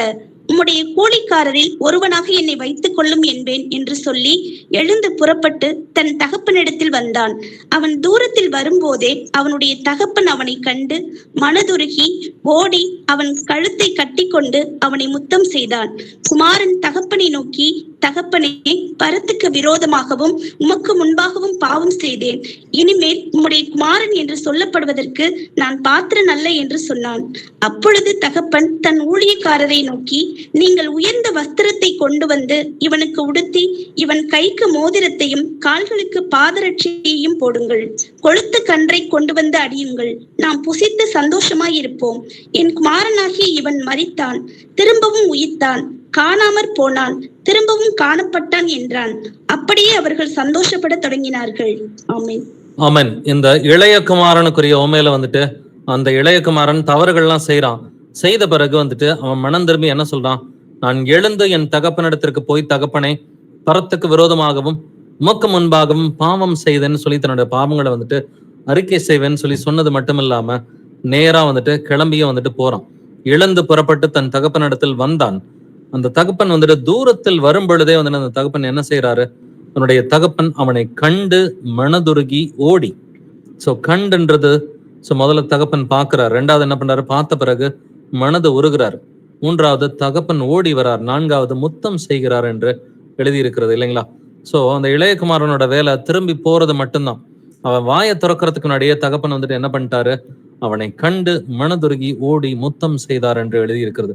இன்னைக்கு நாமளும் இதைத்தான் செய்யணும் பிரதர்ஸ் அண்ட் சிஸ்டர்ஸ். கர்த்தருக்கு விரோதமா ஏதாவது பாவம் செஞ்சிட்டோம்னாக்கா அவரை நோக்கி திரும்பி போயிடணும். போய் வாய் திறவுவதற்கு முன்னாடியே வந்துட்டு நம்ம இருதயத்துல இருக்கிறது என்னன்னு அவருக்கு தெரியும். அவரும் நம்ம மேல் மனதுருகுவார். மனதுருகி வந்து நம்மளை ஆசீர்வதிப்பார், பாவங்களை வந்துட்டு நிச்சயமா வந்துட்டு மன்னிப்பார். குமாரன் என்ன சொல்றான், தகப்பனே, பரத்துக்கு விரோதமாகவும் உமக்கு முன்பாகவும் பாவம் செய்தேன், இனிமேல் உம்முடைய குமாரன் என்று சொல்லப்படுவதற்கு நான் பாத்திரன் அல்ல. இதுதான் உண்மையான மனம் திரும்புதல். ஏசப்பா, நான் உங்களுடைய பிள்ளை என்ன சொல்றதுக்கு வந்துட்டு எனக்கு அதிகாரம் இல்லை, உங்களுடைய வேலைக்காரனா வந்துட்டு இருக்கிறேன் அப்படின்னு சொல்றதுதான் வந்துட்டு நம்முடைய கடமை. ஆனா குமாரனா ஏத்துக்கிறது அவருடைய தயவு. அவர் வந்துட்டு மனம் திரும்புகிறவர்களை குமாரனுக்குரிய ஸ்லாக்கியம் கொடுக்கறது அது கர்த்தருடைய தயவா இருக்கிறது. பட் நாம சொல்ல வேண்டியது, ஆண்டவரே, எனக்கு வந்துட்டு அந்த தகுதி இல்லை, உடைய பிள்ளைன்னு சொல்லிக்கிற தகுதி வந்துட்டு எனக்கு இல்லை, நான் ஒரு வேலைக்காரனா வந்துட்டு இருக்கிறேன், என்னை ஏத்துக்குங்கன்னு சொல்லி மனம் திரும்புறவங்க இப்படிதான் தனக்கு எந்த முக்கியத்துவத்தை எடுத்துக்காம உண்மையான மனம் திரும்பலோடு வந்துட்டு இருப்பாங்க. இப்போ மரித்தவர்களா நம்ம இருந்தாலும், பாவத்திலே மரித்தவர்களா இருந்தாலும், திரும்ப இந்த இளையகுமாரனை போல உயிர்க்கிற பிள்ளைகளா, நம்மளால ஆவியில ஜீவனம் பண்ணுகிற பிள்ளைகளா இருக்க முடியும். இதே போல தானியேலை போல, இந்த இளையகுமாரனை போல அநேக பரிசுத்தவான்கள் அற்புதமான பாவ அறிக்கை செஞ்சிருக்கிறாங்க. ஞானஸ்நானத்திற்கு முன்னாடி இப்படிப்பட்ட பாவ அறிக்கை தான் கர்த்தர் விரும்புகிறவரா இருக்கிறார். நான் நீங்க சொல்லாட்டியுமே அவருக்கு நல்லா தெரியுங்க. நீங்க டீட்டெயில்டா டிஸ்கிரைப் பண்ணாட்டியும் உங்களுடைய பாவங்கள் இன்ச் பை இன்ச்சா ஏசப்பாவுக்கு தெரியும். ஆனா அதை சொல்லணுன்றதை அவர் விரும்புறார். டீட்டெயில்டா அவர்கிட்ட சொல்லி கம்ப்ளீட்டா ஒரு பாவ அறிக்கை செய்யணும். வாசிக்கலாம் எஸ்ரா 9ஆம் அதிகாரம் வசனங்கள் 1 முதல் 15 வரைக்கும். Ezra chapter 9 verses 1 to 15. இவைகள் செய்து முடித்த பின்பு பிரபுக்கள் என்னிடத்தில் சேர்ந்து, இஸ்ரவேல் ஜனங்களும் ஆசாரியரும் லேவியரும் ஆகிய இவர்கள் கானானியர், ஏத்தியர், பெரிசியர், எப்போசியர், அம்மோனியர், மோவாபியர், எகிப்தியர், அமோரியர் என்னும் இந்த தேசங்களின் ஜனங்களுக்கும் அவர்களுடைய அருவருப்புகளும் விலக்கி இருக்கவில்லை. எப்படி என்றால், அவர்களுடைய குமாரத்திகளிலே தங்களுக்கும் தங்கள் குமாரருக்கும் பெண்களை கொண்டார்கள். இப்படியே பரிசுத்த வித்து தேசங்களில் ஜனங்களோட கலந்து போயிற்று. பிரபுக்களின் கையும் அதிகாரிகளின் கையும் இந்த குற்றத்தில் முந்தினதாய் இருக்கிறது என்றார்கள். இந்த வர்த்தமானத்தை நான் கேட்டபொழுது என் வஸ்திரத்தையும் என் சால்வையையும் நான் கிழித்து என் தலையிலும் என் தாடியிலும் உள்ள மயிரை பிடுங்கி திகைத்தவனாய் உட்கார்ந்திருந்தேன். அப்பொழுது சிறையிருப்பில் இருந்து வந்தவர்களுடைய குற்றத்தின் நிமித்தம் இஸ்ரவேலுடைய தேவனின் வார்த்தைகளுக்கு நடுங்குகிற யாவரும் என்னோட கூடிக்கொண்டார்கள். நானோ அந்திப்பலி செலுத்தப்படும் மட்டும் திகைத்தவனாய் உட்கார்ந்து கொண்டிருந்தேன். அந்திப்பலி நேரத்திலே நான் துக்கத்தோட எழுந்து கிழித்து கொண்ட வஸ்திரத்தோடும் சால்வையோடும் முழங்கார் படியிட்டு என் கைகளை என் தேவனாகிய கர்த்தருக்கு நேராக விரித்து, என் தேவனே, நான் என் முகத்தை என் தேவனாகிய உமக்கு முன்பாக ஏறெடுக்க வெட்கி கலங்குகிறேன். என் அக்கிரமங்கள் என் தலைக்கு மேலாக பெருகிற்று, என் குற்றம் வான பரியந்தம் வளர்ந்து போயிற்று. எங்கள் பிதாக்களின் நாட்கள் முதல் இந்நாள் மட்டும் நாங்கள் பெரிய குற்றத்திற்கு உள்ளாயிருக்கிறோம். எங்கள் அக்கிரமங்களின் நிமித்தம் நாங்களும் எங்கள் ராஜாக்களும் எங்கள் ஆசாரியர்களும் இந்நாளில் இருக்கிறது போல அந்நிய ராஜாக்களின் கையிலே பட்டயத்திற்கும் சிறையிருப்புக்கும் கொள்ளைக்கும் வெட்கத்திற்கும் ஒப்பு கொடுக்கப்பட்டோம். இப்பொழுதும் எங்கள் தேவனாகிய கர்த்தர் எங்களிலே தப்பின சிலரை மீதியாக வைக்கவும் தம்முடைய பரிசுத்த ஸ்தலத்தில் எங்களுக்கு ஒரு குச்சை கொடுக்கவும், இப்படியே எங்கள் தேவன் எங்கள் கண்களை பிரகாசிப்பித்து எங்கள் அடிமைத்தனத்திலே எங்களுக்கு கொஞ்சம் உயிர் கொடுக்கவும் அவராலே கொஞ்ச நேரமாவது கிருபை கிடைத்தது. நாங்கள் அடிமைகளாயிருந்தோம், ஆனாலும் எங்கள் அடிமைத்தனத்திலே எங்கள் தேவன் எங்களை கைவிடாமல் எங்களுக்கு உயிர் கொடுக்கவும், நாங்கள் எங்கள் தேவனுடைய ஆலயத்தை எடுப்பித்து பாழாய் போன அதை புதுப்பிக்கும்படிக்கும் எங்களுக்கு யூதாவிலும் எருசலேமிலும் ஒரு வேலியை கட்டளையிடும்படிக்கும் பெர்சியாவின் ராஜாக்கள் சமூகத்தில் எங்களுக்கு தயை கிடைக்க செய்தார். இப்பொழுதும் எங்கள் தேவனே, நாங்கள் இனி என்ன சொல்வோம்? தேவரீர் உமது ஊழியக்காரராகிய தீர்க்க தரிசிகளை கொண்டு கற்பித்த உமது கற்பனைகளை விட்டுவிட்டோம். நீங்கள் சுதந்திரிக்கிறதற்கு உட்பிரவேசிக்கும் தேசமானது தேசங்களுடைய ஜனங்களின் அசைங்கத்தினாலும் அவர்கள் அதை ஒரு முனை தொடங்கி மறுமுனை மட்டும் நிறைய பண்ணின அவர்களுடைய அருவருப்புகளினாலும் அவர்களுடைய அசுத்தத்தினாலும் தீட்டுப்பட்டதா இருக்கிறது. ஆதலால் நீங்கள் பலத்து கொண்டு தேசத்தின் நன்மையை புசித்து அதை நித்திய காலமாக உங்கள் பிள்ளைகளுக்கும் பிளிக்கையாக பின் வைக்கும்படி நீங்கள் உங்கள் குமாரத்திகளை அவர்களுடைய குமாரருக்கு கொடாமலும் அவர்களுடைய குமாரத்திகளை உங்கள் குமாரருக்கு கொள்ளாமலும் அவர்களுடைய சமாதானத்தையும் நன்மையையும் ஒரு காலம் நாடாமலும் இருப்பீர்களாக என்றீரே. இப்பொழுதும் எங்கள் தேவனே, எங்கள் பொல்லாத செய்கைகளினாலும் எங்கள் பெரிய குற்றத்தினாலும் இவைகள் எல்லாம் எங்கள் மேல் வந்தும் தேவரீர் எங்கள் அக்கிரமக்கு தக்க ஆக்கினையை எங்களுக்கு இடாமல் எங்களுக்கு இப்படி தப்புவிக்கப்பட்டிருக்கையில் நாங்கள் உமது கற்பனைகளை வீணாக்கவும் இந்த அருவருப்புக்குள்ள ஜனங்களோட சம்பந்தம் கலக்கவும் தகுமோ? அப்படி செய்தால் எங்களில் ஒருவரும் மீண்டு தப்பாதபடிக்கு தேவரீர் எங்களை நிர்மூலமாக்கும் மட்டும் எங்கள் மேல் கோபமாய் இருப்பீர் அல்லவோ? இஸ்ரவேலின் தேவனாகிய கர்த்தாவே, நீர் நீதி உள்ளவர். ஆகையால் இந்நாளில் இருக்கிறது போல நாங்கள் தப்பி மீந்திருக்கிறோம். இதோ நாங்கள் உமக்கு முன்பாக குற்றத்திற்குள்ளானவர்கள். இதன் நிமித்தம் நாங்கள் உமக்கு முன்பாக நிற்க தக்கவர்கள் அல்ல என்று பிரார்த்தித்தேன். ஆமென். ஆமென். எஸ்ரா வந்துட்டு கிளம்பி சொந்த தேசத்துக்கு கிளம்பி வரான். இஸ்ரவேல் தேசத்துக்கு வந்துட்டு கிளம்பி வரான். கிளம்பி வந்தோடனே வந்துட்டு ஜனங்களுடைய பாவங்களை கேட்டு திகைத்து வந்துட்டு காலையில இருந்து சாயந்தரம் வரைக்கும் அந்திப்பலி நேரம் வரைக்கும் சட்டையை கிழிச்சிட்டு திகைத்தவனா இருந்தான். என்ன பாவம் செஞ்சாங்க? அந்நிய தேவர்களுடைய பெண்களை வந்துட்டு அவங்க திருமணம் பண்ணிக்கிட்டாங்க. ஸோ என்னைக்குமே ஒரு விசுவாசி அவிசுவாசிய திருமணம் பண்ணக்கூடாது. அவ்வளவு பெரிய ஞானியா இருந்த சாலமோன் விழுந்தது இந்த விஷயத்துலதான். அந்நிய தெய்வங்களின் வந்துட்டு இந்த புறஜாதி பெண்களை திருமணம் பண்ணி தான் வந்துட்டு சாலமோனே விழுந்து போனான். அவன் வந்துட்டு பொய் தெய்வங்களை வந்துட்டு கும்பிட்டான். அவன் வாழ்க்கையில வந்துட்டு கடைசி காலத்துல பின்வாங்கி போயிட்டான்றதை பாக்குறோம். அப்படிப்பட்ட சாலமோனே பின்வாங்கி போன ஒரு காரியத்தை வந்துட்டு இன்னைக்கு அநேகர் செஞ்சிருக்கிறாங்க. செஞ்சதுனால எஸ்ரா அதை கேட்டுட்டு என்ன பண்றான்? இப்படி பரிசுத்த வித்து தேசங்களின் ஜனங்களோட கலந்து போயிட்டு. அந்த காலத்துல பழைய ஏற்பாட்டுல வந்துட்டு பரிசுத்த வித்துன்னு சொன்னா இஸ்ரவேல் ஜனங்கள். இன்னைக்கு உண்மை கிறிஸ்தவர்கள் பரிசுத்த வித்தா இருக்கிறார்கள். என்னைக்குமே ஒரு உண்மை கிறிஸ்தவன் வந்துட்டு புறஜாதிய கல்யாணமே பண்ணக்கூடாது. பண்ணுனாக்க ரட்சிக்கப்படுவதற்கு கதவுகள் அடைக்கப்படும் அப்படின்றதுல எந்த ஒரு சந்தேகமும் கிடையாது. 3வது வசனத்துல வந்துட்டு இதை கேட்ட உடனே வந்துட்டு, இந்த வர்த்தமானத்தை நான் கேட்ட பொழுது என் வஸ்திரத்தையும் என் சால்வையும் நான் கிழித்து என் தலையிலும் என் தாடியிலும் உள்ள மயிரை பிடுங்கி திகைத்தவனாய் உட்கார்ந்தேன். யோசிச்சு பாருங்க, எதுக்காக எஸ்ரா வந்துட்டு தன்னுடைய வஸ்திரத்தை கிழிச்சுக்கணும்? எதுக்காக தன்னுடைய சால்வையை வந்துட்டு கிழிச்சுக்கணும்? இது எஸ்ராவனுடைய பாவமா? இல்ல, அந்த நாட்டு ஜனங்களுடைய பாவம். ஆனா எஸ்ரா வந்துட்டு மற்றவர்களுடைய பாவத்துக்காக தன்னுடைய வஸ்திரத்தையும் தன்னுடைய சால்வையும் கிழித்து கொண்டு கர்த்தட்ட வந்துட்டு பாவ அறிக்கை செய்யறான். சோ சிறையிருப்பிலிருந்து வந்தவர்களுடைய குற்றத்தின் நிமித்தம் இஸ்ரவேலினுடைய தேவனின் வார்த்தைகளுக்கு நடுங்குகிற யாவரும் என்னோட கூடிக்கொண்டார்கள். கர்த்தருடைய வார்த்தைக்கு நடுங்குகிறவங்க இஸ்ராவோட கூடிக்கொண்டார்கள். நானும் அந்தி பலி செலுத்த மட்டும் திகைத்தவனாய் உட்கார்ந்து இருந்தேன். தன்னுடைய பாவத்துக்காக இல்ல, மற்றவர்களுடைய பாவத்துக்காக சாயங்காலம் வரைக்கும் திகைத்தவனாய் இருந்தான். நம்முடைய ஜெபங்கள் இப்படிதான் இருக்கணும் பிரதர்ஸ் அண்ட் சிஸ்டர்ஸ். யாராவது நம்ம கூட இருக்கிறவங்க பாவம் பண்ணிட்டாங்கன்னா அவங்களுக்காக பாவ அறிக்கை செய்ய வேண்டியது நம்முடைய கடமையா இருக்குது. நம்முடைய பாவத்துக்காக மட்டுமல்ல, மற்றவர்களுடைய பாவங்களுக்காகவும் எஸ்ராவை போல நெஹேமியாவை போல வந்துட்டு அந்த தானியல் செய்த ஜபத்தை போல நம்முடைய ஜபம் வந்துட்டு இருக்கணும். அவன் எப்படி ஜபத்தை தொடங்குறான்றதை வந்துட்டு கவனிச்சு பாருங்க.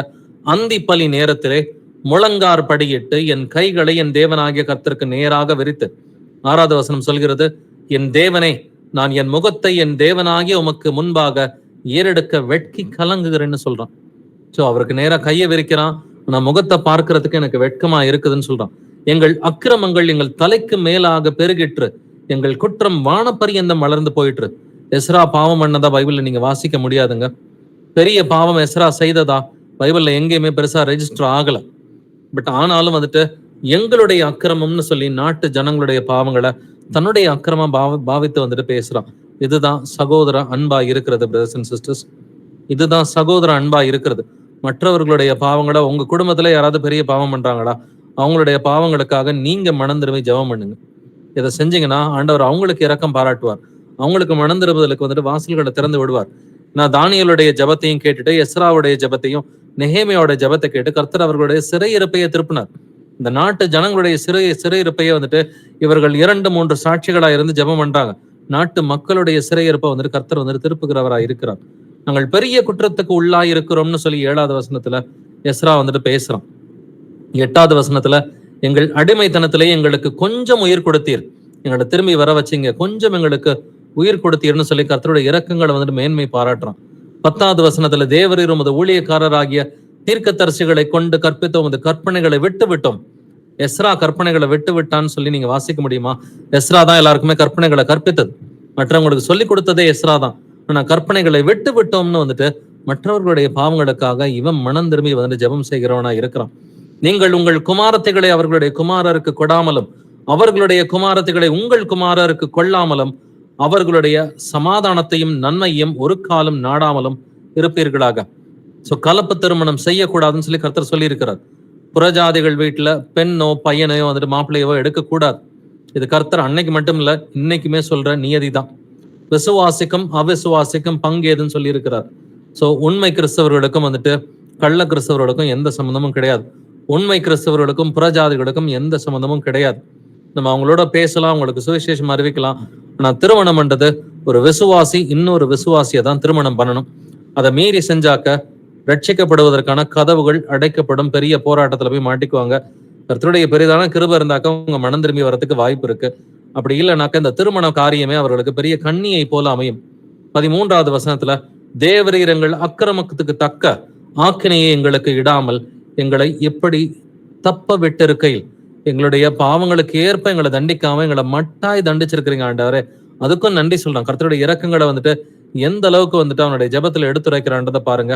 15வது வசனத்துல, இஸ்ரவேலின் தேவனாகிய கர்த்தாவே நீர் நீதி உள்ளவர்னு சொல்றான். எதுக்காக? அவங்களை அடிச்சதுக்காக நீர் நீதி உள்ளவர்னு சொல்றான். ஆகையால் இந்நாளில் இருக்கிறது போல நாங்கள் தப்பி மீந்திருக்கிறோம், எங்களை அந்த அளவுக்கு நீங்க தண்டிக்கலாண்டவரே, நன்றின்னு சொல்லி சொல்றான். இதோ நாங்கள் உமக்கு முன்பாக குற்றத்திற்குள்ளானவர்கள், இது நிமித்தம் நாங்கள் உமக்கு முன்பாக நிற்கத்தக்கவர்கள் அல்ல அப்படின்னு சொல்லி சொல்றான். அப்ப இந்த அளவுக்கு மனம் திரும்பி தாழ்மையோட நம்முடைய ஜெபம் இருந்துச்சுன்னா பாவங்கள் மன்னிக்கப்படுறது மட்டும் இல்லாம கர்த்தர் பெரிய கிருபை வரங்களை கொடுப்பாரு. எஸ்ராவை போல, நெகேமியாவை போல வந்துட்டு, தானியேலை போல பெரிய கிருபை வரங்களை வந்துட்டு கொடுப்பார். எஸ்ரா 10ஆம் அதிகாரம் 1 வசனத்துல, எஸ்ரா இப்படி விண்ணப்பம் பண்ணி அறிக்கையிட்டு அழுது தேவனுடைய ஆலயத்துக்கு முன்பாக தாழ விழுந்து கிடக்கையில்னு சொல்லி வேதம் சொல்லுது. சோ எஸ்ரா என்ன பண்றான்? விண்ணப்பம் பண்றான், அறிக்கையிட்டு கண்ணீர் சிந்தி அழுதான்னு சொல்லி வேதம் சொல்லுது. அழுது யாருடைய பாவத்துக்காக? தன்னுடைய பாவத்துக்காக அல்ல, தன்னுடைய நாட்டு ஜனங்களுடைய பாவங்களுக்காக. இப்ப நாம நம்முடைய வீட்டாருடைய பாவங்களுக்காக என்னைக்காவது மனம் கசந்து பாவங்களை அறிக்கை செய்திருக்கிறோமா? செய்யலைனாக்க நம்ம பழகிக்குவோம், இப்படிதான் பாவ அறிக்கை செய்யணுன்றதை பழகிக்குவோம். சோ தானியல்ல வந்துட்டு 9வது அதிகாரத்தையும் எஸ்ரா 9வது அதிகாரத்தையும் நல்லா டீட்டெயிலா திரும்ப திரும்ப படிச்சு பாருங்க. எப்படி பாவ அறிக்கை செய்யணுன்றதை கர்த்தர் நமக்கு கத்துக் கொடுக்கிறார். கடைசியா நெகேமியா 1 அதிகாரத்துக்கு வருவோம். வசனங்கள் 2 முதல் 11 வரைக்கும் வாசிக்கலாம்.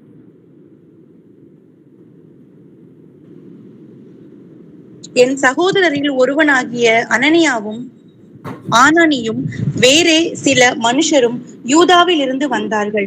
அவர்களிடத்தில் நான் சிறையிருப்பில் மீண்டு தப்பின யூதரின் செய்தியையும் எருசலேமின் செய்தியையும் விசாரித்தேன். அதற்கு அவர்கள், சிறையிருப்பில் மீந்திருந்தவர்கள் அந்த தேசத்திலே மகா தீங்கையும் நிந்தையையும் அனுபவிக்கிறார்கள். எருசலேமில் அலங்கம் இடிப்பட்டதும் அதன் வாசல்கள் அக்கினியினால் சுட்டெரிக்கப்பட்டதுமாய் கிடக்கிறது என்றார்கள்.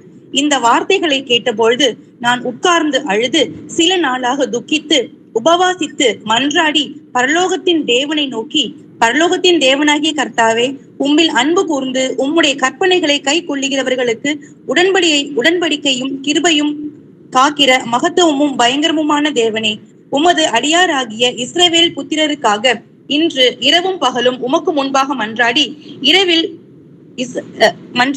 இஸ்ரவேல் புத்திரராகிய நாங்கள் உமக்கு விரோதமாக செய்த பாவங்களை அறிக்கையிடுகிற அடியேனுடைய ஜெபத்தை கேட்கிறதற்கு உம்முடைய செவி கவனித்தும் உம்முடைய கண்கள் திறந்தும் இருப்பதாக. நானும் என் தகப்பன் வீட்டாரும் பாவம் செய்தோம். நாங்கள் உமக்கு முன்பாக மிகவும் கெட்டவர்களாய் நடந்தோம். நீர் உம்முடைய தாசனாகிய மோசேக்கு கற்பித்த கற்பனைகளையும் கட்டளைகளையும் நியாயங்களையும் கை கொள்ளாதே போனோம். நீங்கள் கட்டளைகளை மீறினால் நான் உங்களை ஜாதிகளுக்குள்ளே சிதறடிப்பேன் என்றும், நீங்கள் என்னிடத்தில் திரும்பி என் கற்பனைகளை கை கொண்டு அவைகளின்படி செய்வீர்களாகில் உங்களிலே தள்ளுண்டு போனவர்கள் வானத்தின் கடையாந்திரத்தில் இருந்தாலும் நான் அங்கே இருந்து அவர்களை சேர்த்து என் நாமம் விளங்கும்படி நான் தெரிந்து கொண்ட ஸ்தலத்திற்கு அவர்களை கொண்டு வருவேன் என்றும் தேவரீர் உம்முடைய தாசனாகிய மோசேக்கு கட்டளையிட்ட வார்த்தையை நினைத்தருளும். தேவரீர் உமது மகா வல்லமையினாலும் உமது பலத்த கரத்தினாலும் மீட்டு கொண்ட உமது அடியாரும் உமது ஜனங்களும் இவர்கள்தானே. ஆண்டவரே, உமது அடியானின் ஜெபத்தையும் உமது நாமத்திற்கு பயப்பட வேண்டும் என்று விரும்புகிற உமது அடியாரின் ஜெபத்தையும் உமது செவிகள் கவனித்திருப்பதாக. இன்றைக்கு உமது அடியானுக்கு காரியத்தை கைகூடி வரப்பண்ணி இந்த மனுஷனுக்கு முன்பாக எனக்கு இரக்கம் கிடைக்க பண்ணியருளும் என்று பிரார்த்தித்தேன். நான் ராஜாவுக்கு பான பாத்திரக்காரனாய் இருந்தேன். ஆமென். ஆமென். 2வது வசனத்துல, நான் சிறையிருப்பில் மீண்டு தப்பின யூதரின் செய்தியையும் எருசலேமின் செய்தியையும் விசாரித்தேன்னு சொல்றான். விசாரிக்கும் பொழுது என்ன கேள்விப்படுறான்? 3வது வசனத்துல, சிறையிருப்பில் மீந்திருக்கிறவர்கள் அந்த தேசத்திலே மகா தீங்கையும் நிந்தையும் அனுபவிக்கிறார்கள். எருசலேமின் அலங்கம் இடிபட்டதும் அதன் வாசல்கள் அக்கினியினால் சுட்டெரிக்கப்பட்டதுமாய் கிடக்கிறது என்றார்கள். இந்த செய்தியை கேட்ட பிறகு அவன் என்ன செய்தான்? 4வது வசனத்துல, உட்கார்ந்து அழுது சில நாளாய் துக்கித்து உபவாசித்து மன்றாடி பரலோகத்தின் தேவனை நோக்கி ஜெபம் செய்கிறான். உன்னுடைய ஜெபத்தை கொஞ்சம் நல்லா கவனிச்சு பாருங்க. 5வது வசனத்துல, பரலோகத்தின் தேவனாகிய கர்த்தாவே, உம்மில் அன்பு கூர்ந்து உம்முடைய கற்பனைகளை கை கொள்ளுகிறவர்களுக்கு உடன்படிக்கையும் கிருபையும் காக்கிற மகத்துவமும் பயங்கரமான தேவனே. தானியலும் இதே இன்ட்ரோடக்ஷனோட தான் ஆரம்பிக்கிறான். நெகேமியாவும் இதே இன்ட்ரோடக்ஷனோட தான் ஆரம்பிக்கிறான். கர்த்தர் அவர் மகத்துவமும் பயங்கரமான தேவன். எப்படி? கீழ்ப்படுகிற பிள்ளைகளுக்கு எப்பொழுதும் உடன்படிக்கையை காக்கிற தேவனா இருக்கிறார். அதனுடைய வசனங்களை எப்பொழுதும் நிறைவேற்றுகிற தேவனா இருக்கிறார். ஆண்டவர் பெர்ஃபெக்ட்னு சொல்லிதான் அவங்க ஜெபத்தையே ஆரம்பிக்கிறாங்க. ஆண்டவரே, நீங்க பெர்ஃபெக்டா இருக்கிறீங்க ஆண்டவரேன்னு சொல்லிதான் ஜெபத்தை ஆரம்பிக்கிறாங்க. இஸ்ரவேல் புத்திரராகிய நாங்கள் உமக்கு விரோதமாக செய்த பாவங்களை அறிக்கையிடுகிற அடியனுக்கு ஜெபத்தை கேட்கிறதற்கு அப்படின்னு சொல்றான். இஸ்ரவேல் புத்திரர் எல்லாருடைய பாவங்களையும் அறிக்கை செய்யறான். எப்படி அறிக்கை செய்யறான்? 6வது வசனம் கடைசியில, நானும் என் தகப்பன் வீட்டாரும் பாவம் செய்தோம்னு சொல்றான். யாருக்காக ஜெபம் பண்றான்? தனக்காக மட்டும் இல்ல, தன்னுடைய தகப்பன் வீட்டாருக்காகவும் ஜெபம் பண்றான். நானும் என் தகப்பன் வீட்டாரும் பாவம் செய்தோம். எப்படி பாவம் செஞ்சோம்னு சொல்றான்? 7வது வசனத்துல, நாங்கள் உமக்கு முன்பாக மிகவும் கெட்டவர்களாய் நடந்தோம். எப்படி? நாங்கள் உமக்கு முன்பாக மிகவும் கெட்டவர்களாய் நடந்தோம். என்னைக்காவது சொல்லியிருப்போமா? தன்னைத்தானே ரொம்ப நல்லவ அப்படின்னு சொல்லி நினைச்சுக்கிறதா ஒரு மனிதனுடைய வழக்கமா இருக்கிறது. இது ஜென்ம சுபாவம். நான் ரொம்ப நல்லவனா இருக்கிறேன் அப்படின்னு நினைச்சுக்கிறது எல்லாத்துக்குமே ஒரு ஜென்ம சுபாவம். ஆனா நாங்கள் உமக்கு முன்பாக மிகவும் கெட்டவர்களாய் நடந்தோம். ஆண்டவரே, என்னுடைய பாவங்கள்னால மிகவும் கெட்டவன் நமக்கு முன்பாக நடந்திருக்கிற ஆண்டவரே. என்னைக்காவது நம்மளுடைய ஜெபத்துல நம்ம கர்த்தர்ட்ட அறிக்கை பண்ணியிருக்கிறோமா? இப்படிதான் பாவங்களை அறிக்கை பண்ணணும் பிரதர்ஸ் அண்ட் சிஸ்டர்ஸ். ஸோ அதனாலதான் கர்த்தர் நெகேமியாவையும் எஸ்ராவையும் தானியலையும் பெரிய தீர்க்கதரிசிகளா உயர்த்தி இருக்கிறார். அவங்களுடைய வாழ்க்கையில அவங்க வேதத்தை வாசித்த பொழுது உங்களுடைய ஜெபங்கள் எப்படி இருந்துச்சு? உங்களுடைய ஜெபங்கள்லாம் உள்ளார்ந்த ஜெபங்களா இருந்துச்சு. கர்த்தரை எப்பொழுதும் மேன்மைப்படுத்தினாங்க. அவங்க அடிபட்டாலும் சரி, அவங்க நிந்திக்கப்பட்டாலும் சரி, எருசலேமினுடைய ஆலயம் இடிக்கப்பட்டாலும், எருசலேமினுடைய அலங்கங்கள் இடிக்கப்பட்டாலும், அவங்க அடிமைகளா இருக்கிற பொழுது யோசிச்சு பாருங்க. ஒரு அடிமையா இருக்கிறது ரொம்ப கஷ்டமான ஒரு காரியம். அடிமைத்தனத்துல இருக்கிறப்ப இவங்களுடைய ஜெபங்கள் எப்படி இருக்குது? ஆண்டவரே, நீர் நீதி உள்ளவர் ஆண்டவரே, எங்களை நீங்க மட்டாய் தண்டித்தீர் ஆண்டவரே அப்படின்னு சொல்லி அடிமைத்தனத்துல அத்தனை லட்சம் பேர் இறந்து போயிருக்கிறாங்க. அத்தனை பேர் இறந்து போன பிறகும் இவங்க ஒரு சிறு கூட்டமா அடிமைகளா இருக்கிற பொழுதும் கர்த்தர் நீதிபரர்னு சொல்லி அறிக்கை பண்றாங்க. இதுதான் பாவ அறிக்கை. இப்படிப்பட்ட பாவ அறிக்கை நம்ம செஞ்சோம்னு சொன்னா நம்முடைய ஜெபங்களை ஒவ்வொரு முறையும் கர்த்தர் கேட்கிறவரா இருக்கிறார். ஆண்டவரே, உமது அடியானின் ஜெபத்தையும் உமது நாமத்துக்கு பயப்பட வேண்டும் என்று விரும்புகிற இந்த அடியானின் ஜெபத்தையும் உமது செவிகள் கவனித்திருப்பதாக. இப்படி நம்ம பாவ அறிக்கை செஞ்சு நம்ம ஜெபம் பண்ணணும்னு சொன்னா 100க்கு 100% நீங்க கேட்கறதெல்லாம் கிடைக்குங்க. என் நாமத்தினாலே நீங்கள் எதை கேட்டாலும் அதை நான் செய்வேன்னு சொல்லி இயேசு கிறிஸ்து சொல்லி இருக்கிறார். எதை கேட்டாலும் கர்த்தருடைய சித்தப்படி நீங்க எதை வேணா கேளுங்க, அது உங்களுக்கு கிடைக்குங்க. ஆனா சித்தம் இல்லாம நீங்க எதை கேட்டாலும் அது உங்களுக்கு கிடைக்காது. கர்த்தருடைய சித்தத்துக்கு விரோதமா போய் நீங்க எதை கேட்டாலும் அது உங்களுக்கு கிடைக்காது. சித்தப்படி எதை கேட்டாலும் அது உங்களுக்கு கிடைக்கும். இதுதான் சித்தப்படியான ஜெபம். நெகேமியாவோட ஜெபத்தை கர்த்தர் கேட்டாரு. தானியலுடைய ஜெபத்தை கர்த்தர் கேட்டாரு. எஸ்ராவுடைய ஜெபத்தை கர்த்தர் கேட்டாரு. இதே போல சாலமோனுடைய ஜெபம் இருக்கு. அதை நீங்க வாசிச்சுக்குங்க. ராஜாக்கள் புஸ்தகத்திலையும் நாளாகமத்தின் புஸ்தகத்திலையும் சாலமோன் ராஜாவினுடைய ஜெபம் இருக்கும். அந்த ஆலயத்தை பிரதிஷ்டை பண்ணும் பொழுது அந்த ஜெபம் அவ்வளவு அற்புதமா இருக்கும். பரிசுத்தவான்கள் எல்லாம் எப்படி ஜெபம் பண்ணாங்கன்றதை கவனிச்சு பாருங்க. அதே போல அடிமைத்தனத்திற்கு போறதுக்கு முன்னாடி பாத்தீங்கன்னா பெரிய சங்காரம் நடக்குது. எருசலேம்ல அநேகர் மரிச்சுட்டாங்க. அநேகர் மரிச்சு வந்துட்டு எரேமியா புலம்பல் புஸ்தகத்தை பாடுறான். புலம்பல்ல என்ன சொல்றான்றதை கவனிச்சு கேட்கலாம். புலம்பல் 3ஆம் அதிகாரம் 22 முதல் 26 வரை வாசிப்போம்.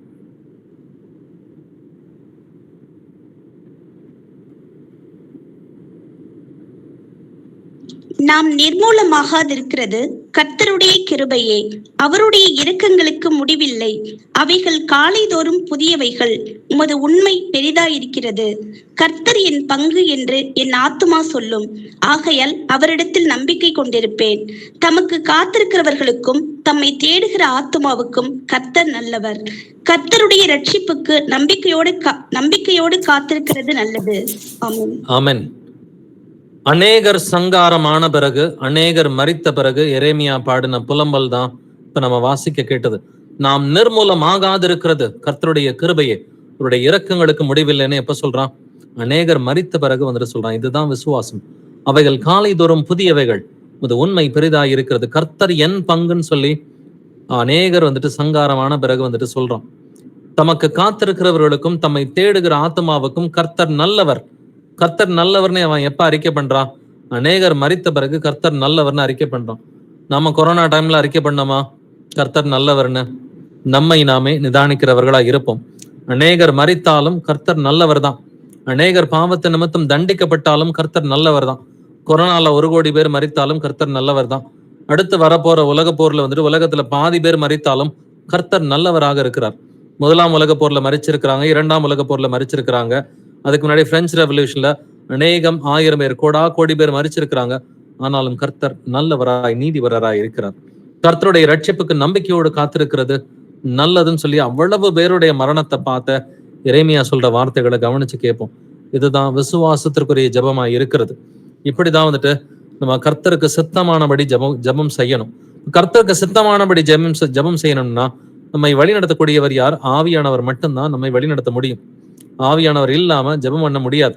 நீங்க யோவான் 16:8 வாசிச்சு பாத்தீங்கன்னா, ஆவியானவர் உங்களுக்குள்ளே வரும் பொழுது அவர் பாவத்தை குறித்தும் நீதியை குறித்தும் நியாய தீர்ப்பை குறித்தும் கண்டித்து உணர்த்துவார்.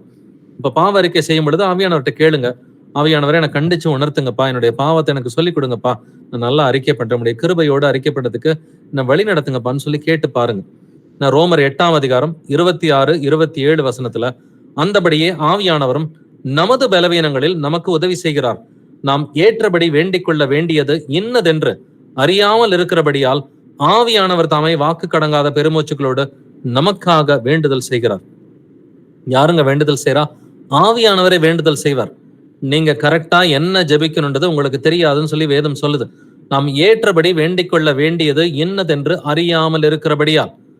மனிதர்கள் யாருக்குமே ஜெபம் பண்ண தெரியாதுன்னு சொல்லி வசனம் தெளிவாவே சொல்லுதுங்க. அதனால மாம்சத்தின்படி ஜெபிக்காம ஆவியின்படி வசனத்தின்படி ஜெபிக்கணும்னா ஆவியானவர் தான் நம்ம வழி நடத்தணும்.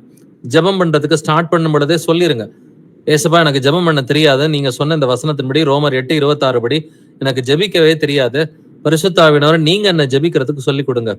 நான் என்ன ஜெபிக்கணும், என்ன ஜெபிக்க கூடாது, எதை கேட்கணும், எதை கேட்க கூடாது, என்ன பேசணும், என்ன பேசக்கூடாது, எதை விண்ணப்பமா வைக்கணும், எந்தெந்த விண்ணப்பங்கள் வைக்க கூடாது, ஆவியானவர் நம்முடைய இருதயங்களை வந்துட்டு ஏவணும். இல்லாட்டினா மாம்சத்தின்படி ஜெபிச்சோம்னு சொன்னா 10 வருஷம் ஒரு காரியத்துக்காக ஜெபம் பண்ணாலும் அந்த ஜெபம் கேட்கப்படாது. இன்னைக்கு அநேக கிறிஸ்தவர்களுடைய ஜெபம் கேட்கப்படுறது இல்ல. காரணம் என்னன்னா, கர்த்தருடைய சித்தப்படி ஜெபிக்கிறது கிடையாது. அவருடைய சித்தத்துக்கு விரோதமா ஜெபிச்சாக்க எத்தனை வருஷம் ஜெபம் பண்ணாலும் அந்த ஜெபங்கள் கேட்கவே வந்துட்டு படாது. சவுல் ராஜாவனுடைய ஜெபத்தை கடைசி நாட்களில் கர்த்தர் கேட்கவே இல்லை. கடைசியில குறி சொல்றவள்கிட்ட தான் போய் நின்னான். இதே மாதிரி வந்துட்டு ஆயிடக்கூடாது. எந்த ஒரு விசுவாசிக்கும் இப்படி ஆயிடக்கூடாது. கர்த்தருடைய சித்தத்தை அறிந்தவர்களா ஜெபிக்கணும்னு சொன்னா ஆவியானவர் நம்முடைய இருதயங்களை தூண்டணும். ஆவியானவர் எப்ப இருதயங்களை தூண்டுவாரு? தானியேலை போல பைபிள் படிச்சுட்டு ஜெபிக்க ஆரம்பிக்கணும்.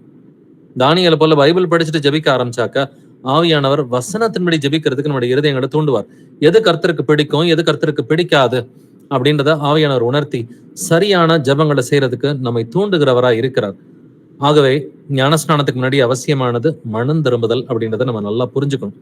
மனம் திரும்பி கர்த்தராகிய இயேசுவின் நாமத்தினால் ஞானஸ்நானம் எடுக்கும் பொழுது நம்முடைய பாவங்கள் கழுவப்படும். பரிசுத்தாவின் கிருபை வரங்களை பெறுகிற பிள்ளைகளா வந்துட்டு இருப்போம். தேவனால் பிறந்த பிள்ளைகளா, ஆவியில் பிறந்த பிள்ளைகளா நம்ம இருந்தோம்னு சொன்னாக்க, தேவனால் பிறந்தவன் எவனும் பாவம் செய்யான், ஏனெனில் அவருடைய வித்து அவனுக்குள் தரித்திருக்கிறது என்று வேதம் சொல்கிறது. வித்துனா என்னது? வசனம். அப்ப கர்த்தருடைய வசனம் நம்முடைய இருதயத்துல தரித்திருந்தாக்க பாவம் செய்ய முடியாது.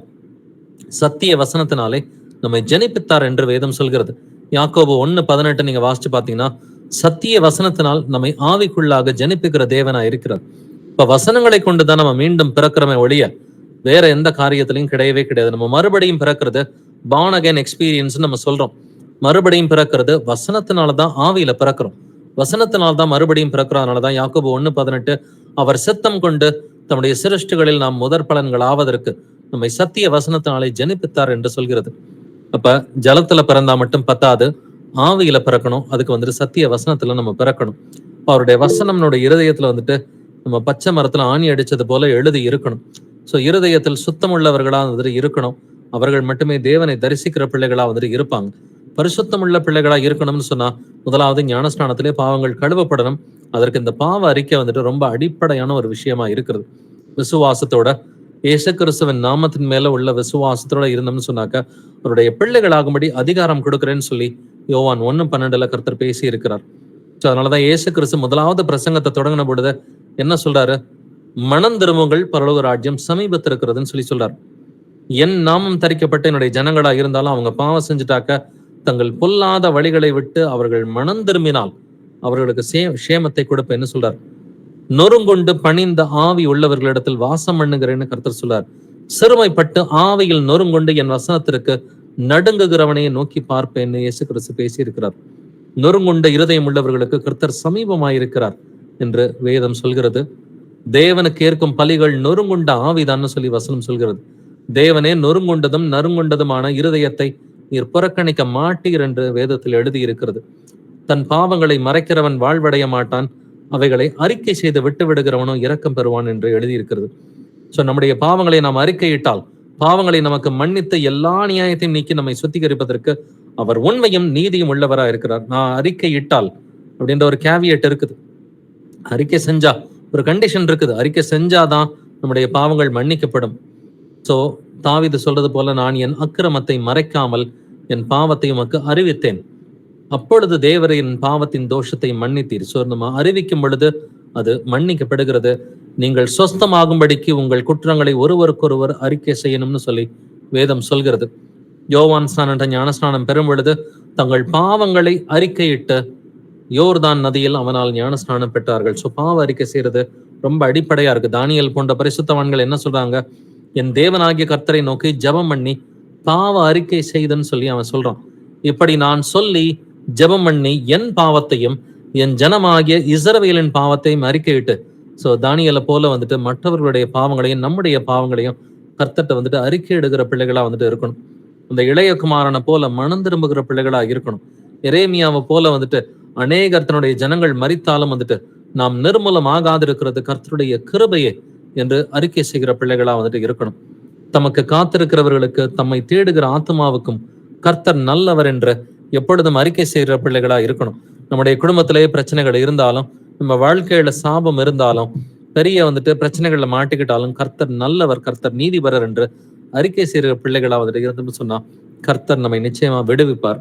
சோ நம்ம ஞானஸ்நானம் எடுத்திருந்தாலும் மனம் திரும்ப வேண்டியது அவசியம்தான். ஏற்கனவே வந்து கர்த்தர்ட்ட அறிக்கையிட்டு நான் செய்ய மாட்டேன்னு சொன்ன பாவத்தை மேற்கொள்ள வேண்டியது அவசியமான ஒரு காரியமா இருக்கிறது.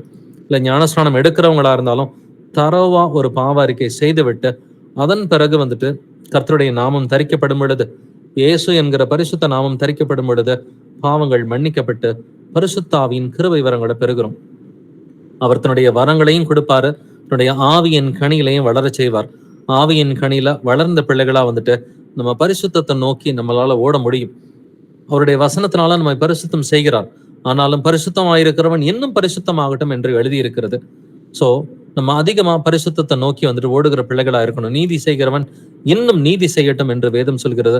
இன்னும் அதிக நீதியில நிலைத்திருக்கிற பிள்ளைகளா, அதிகமான பரிசுத்தத்தில் நிலைத்திருக்கிற பிள்ளைகளா அவர் வரும் பொழுது கரை திரை முதலானவைகள் ஒன்றும் இல்லாத பிழையற்ற பிள்ளைகளா, அவருக்கு முன்பாக நிற்பதற்கு தகுதி உள்ள பிள்ளைகளா நம்ம எல்லோருமே இருக்கணுன்றது கர்த்தருடைய சித்தமா இருக்கிறது.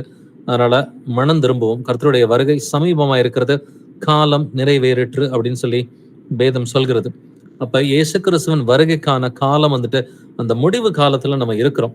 அவருடைய வருகைக்கு முன்னாடி என்னென்ன நடக்க போகிறது, வருகையின் போது என்ன நடக்கும், வருகைக்கு பின்னாடி 1000 வருட சாட்சியில என்ன நடக்க போகிறது, வெளிப்படுத்தின விசேஷத்துல அந்த 7 முத்திரைகள், 7 எக்காலங்கள், 7 கோபாக்கினின் கலசங்கள், இவ்வளவு வெளிப்பாடுகளை கர்த்தர் நமக்கு கொடுத்திருக்கிறார். காலத்தை அறிந்தவர்களா, நம்ம அவருடைய வருகைக்கு முன்னாடி நம்மை நாமே பரிசுத்தம் செய்து கொண்டவர்களா, வார்த்தையினால மட்டுமல்ல கிரியைகள்னாலும் பரிசுத்தம் உள்ளவர்களா இருக்கணும். நம்முடைய பார்வை பரிசுத்தமா இருக்கணும், நம்முடைய வார்த்தை பரிசுத்தமா இருக்கணும், நம்முடைய கிரியைகள் ஒவ்வொன்றும் வந்துட்டு பரிசுத்தமா இருக்கணும். கர்த்தர் நினைச்சா நம்மளை வந்துட்டு அவரால் செய்ய முடியும். என்னை பலப்படுத்துகிற கிறிஸ்துவனாலே எல்லாவற்றையும் செய்ய எனக்கு பலன் உண்டுன்னு சொல்லி, இனிமேட்டு இந்த பாவத்தை செய்ய மாட்டேன் ஆண்டவரே அப்படின்னு சொல்லி அவர்கிட்ட வந்துட்டு அறிக்கை செய்யற பிள்ளைகளா இருக்கணும். இனிமேட்டு நான் பொய் சொல்ல மாட்டேன், இனிமேட்டு கெட்ட வார்த்தை சொல்ல மாட்டேன், இனிமேட்டு நான் நாடகம் பார்க்க மாட்டேன், இனிமேட்டு சினிமா பார்க்க மாட்டேன், இனிமேட்டு கோவப்பட மாட்டேன், இனிமேட்டு பொருள் ஆசையோட நான் இருக்க மாட்டேன், இனிமேட்டு இந்தந்த தவறுகளை செய்ய மாட்டேன்னு சொல்லி கர்த்தருடைய கிருபையோட பாவங்களை வந்துட்டு அறிக்கை செஞ்சு நான் விட்டுறேன் ஆண்டவரே, நம்முடைய கிருபையோட நான் விட்டுறேன்னு சொல்லி கர்த்தர்கிட்ட உறுதிமொழி செஞ்சு கொடுத்து அவர்கிட்ட இரக்கங்களை கேட்டோம்னு சொன்னா பாவங்களை மேற்கொள்றதுக்கு கர்த்தர் பலத்தை நிச்சயமா கொடுப்பார். கொடுக்கறது மட்டும் இல்லாம உங்களுடைய சாட்சியை பார்த்து அநேகர் ரட்சிக்கப்படும்படி கர்த்தர் வந்துட்டு சூழ்நிலைகளை மாற்றி போட வல்லவராய் இருக்கிறார். உங்க சூழ்நிலை இன்னைக்கு எப்படி வேணா இருக்கலாங்க, ஆனா கர்த்தர் உங்க சூழ்நிலையை காட்டிலும் பெரிய தேவனா இருக்கிறார், வல்ல தேவனா இருக்கிறார். அதனாலதான் சர்வ வல்லமை உள்ள தேவன் சொல்லி சொல்றோம். சூழ்நிலைகளை பார்த்து பயந்து போய் இது நடக்காது, இதெல்லாம் வந்துட்டு சரியாகாது அப்படின்னு அவிசுவாசமான வார்த்தைகளை பேச வேணாம், அவிசுவாசமான சிந்தனைகளும் நம்ம இருக்க வேண்டாம். உங்க சூழ்நிலை எதுவா இருந்தாலும் அதை காட்டிலும் கர்த்தர் சர்வ வல்லமை உள்ள தேவனா இருக்கிறார்.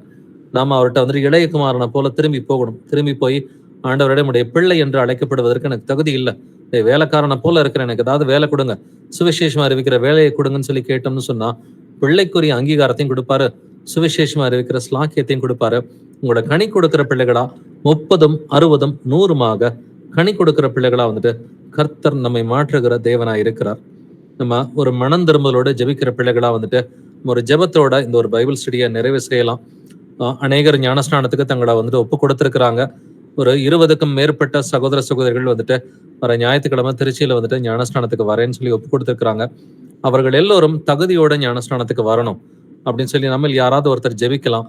வருகிற ஒவ்வொருத்தரும் நல்ல பாவரிக்கை செய்து விட்டு நல்ல தகுதியோட ஞானஸ்நானத்துல வந்துட்டு தன்னைத்தானே ஒப்பு கொடுத்து இயேசுவின் நாமம் தரிக்கப்படும் பொழுது அவங்க வந்துட்டு சுத்தமுள்ள பிள்ளைகளா மாறி அவங்க பரிசுத்தாவின் கிருபை வரங்களை பெறணும்னு சொல்லி வந்துட்டு நம்ம ஒரு ஜெபத்தோட இன்றைக்கான பைபிள் ஸ்டடியை நிறைவு செய்யலாம்.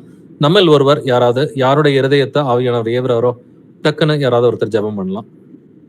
மகா கிருபையும் இரக்கமும் அன்பும் தயவும் நிறைந்த எங்கள் அன்பின் பரிசுத்த பிதாவே, இந்த இரவு வேலைக்காக நன்றியோடு ஸ்தோத்தரிக்கிறோம், துதிக்கிறோம் ஆண்டவரே. ஆண்டவரே, இனி காலம் செல்லாது 7ஆம் தூதனுடைய சத்தத்தின் நாட்களிலே பரிசுத்தவான்கள் மூலியமா எங்களுக்கு நல்ல வார்த்தையை கொடுத்த தேவனே உமக்கு ஸ்தோத்திரம் ஆண்டவரே. இது கடைசி காலமாக இருக்கிறது ஆண்டவரே. உங்களுடைய தாசர்கள் மூலியமாக நல்ல வார்த்தையின் மூலியமா எங்களோடு பேசினதற்காக உமக்கு ஸ்தோத்திரம் ஆண்டவரே. நாங்கள் ஆண்டவரே இந்த வார்த்தையை கேட்டு ஆண்டவரே ஞானஸ்தானம் எடுக்காமல் இருக்கிறோம் ஆண்டவரே. அது பாவம் மன்னிப்பிற்கு என்று நாங்கள் ஞானஸ்தானம் எடுத்து ஆண்டவரே உம்முடைய வார்த்தையை நாங்கள் சரியா கை கொண்டு நடக்க எங்களை தகுதிப்படுத்துங்க ஆண்டவரே. என் நாமத்தினாலே நீங்கள் எதை கேட்டாலும் தருவேன் என்று சொன்ன தேவனே உமக்கு ஸ்தோத்திரம் ஆண்டவரே. ஆண்டவரே, தன் பாவங்களை மறைக்கிறவன் வாழ்வடைய மாட்டான், அதை அறிக்கை செய்து விட்டு விடுகிறவன தேவ இரக்கத்தை பெறுகிறான் என்று ஆண்டவரே அந்த ஒவ்வொரு வார்த்தையும் நாங்கள் கேட்டோம் ஆண்டவரே. அந்த வார்த்தையின் பிரகாரம் நாங்கள் ஒவ்வொருவரும் நடக்க கர்த்தர் எங்களுக்கு இரக்கம் பார்த்து எங்களை தகுதிப்படுத்துங்க ஆண்டவரே. ஆண்டவரே, தானியேலை போல ஆண்டவரே வேதம் வாசித்து விட்டு நாங்கள் அனுதினமும் ஜெபிக்கணும் ஆண்டவரே. அதே போல் ஆண்டவரே, நாங்கள் எங்களுடைய பாவத்திற்காக என்னுடைய மனைவி பிள்ளைகள் ஆண்டவரே பிறருடைய ஜனங்களுக்கு ஒவ்வொருவருடைய பாவத்திற்காக நாங்கள் ஜெபிக்கணும் ஆண்டவரே. அவர்களையும் பாவத்தை மன்னிக்கிறதுக்கு ஆண்டவரே நாங்கள் அதற்காக ஜெபிக்கும் போது கர்த்தர் எங்கள் ஜெபத்தை கேட்பேன் என்ற ஆண்டவரே. என் நாமம் தரிக்கப்பட்ட என் ஜனங்கள் தங்களை தாழ்த்தி ஜெபம் பண்ணி தங்கள் பொல்லாத வழிகளை விட்டு திரும்பும் போது பரலோகத்தில் இருக்கிறவன் நான் கேட்டு அவர்கள் பாவத்தை மன்னித்து அவர்கள் தேசத்துக்கு சேமத்தை கொடுப்பேன் என்று சொன்ன கர்த்தர் நீர் ஆண்டவரே. ஆண்டவரே, இந்த 1 மணி நேரம் முழுவதும் கர்த்தர் ஒவ்வொரு வார்த்தையிலும் ஆண்டவரே ஜீவனுள்ள வார்த்தையின் மூலியமா எங்களோடு பேசுனீங்க ஆண்டவரே.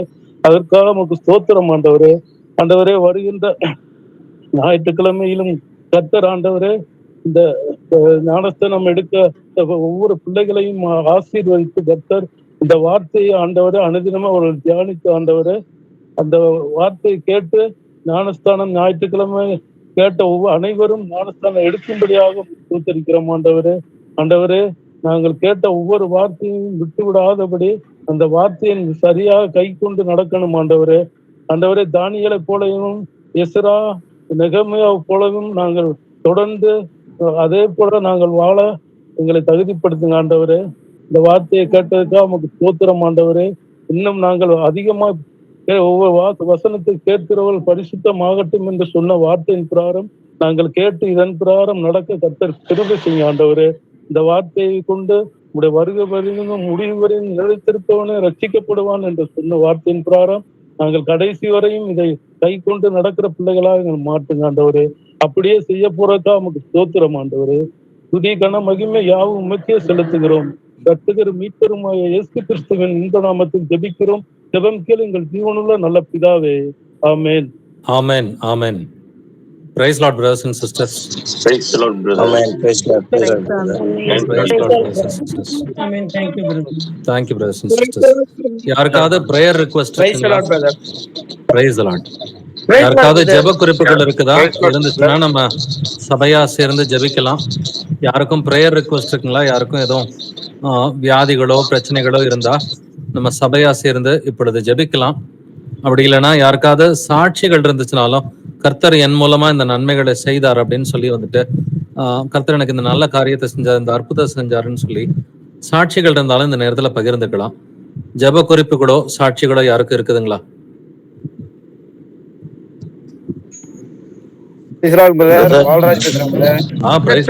சொல்லுங்க பிரதர்.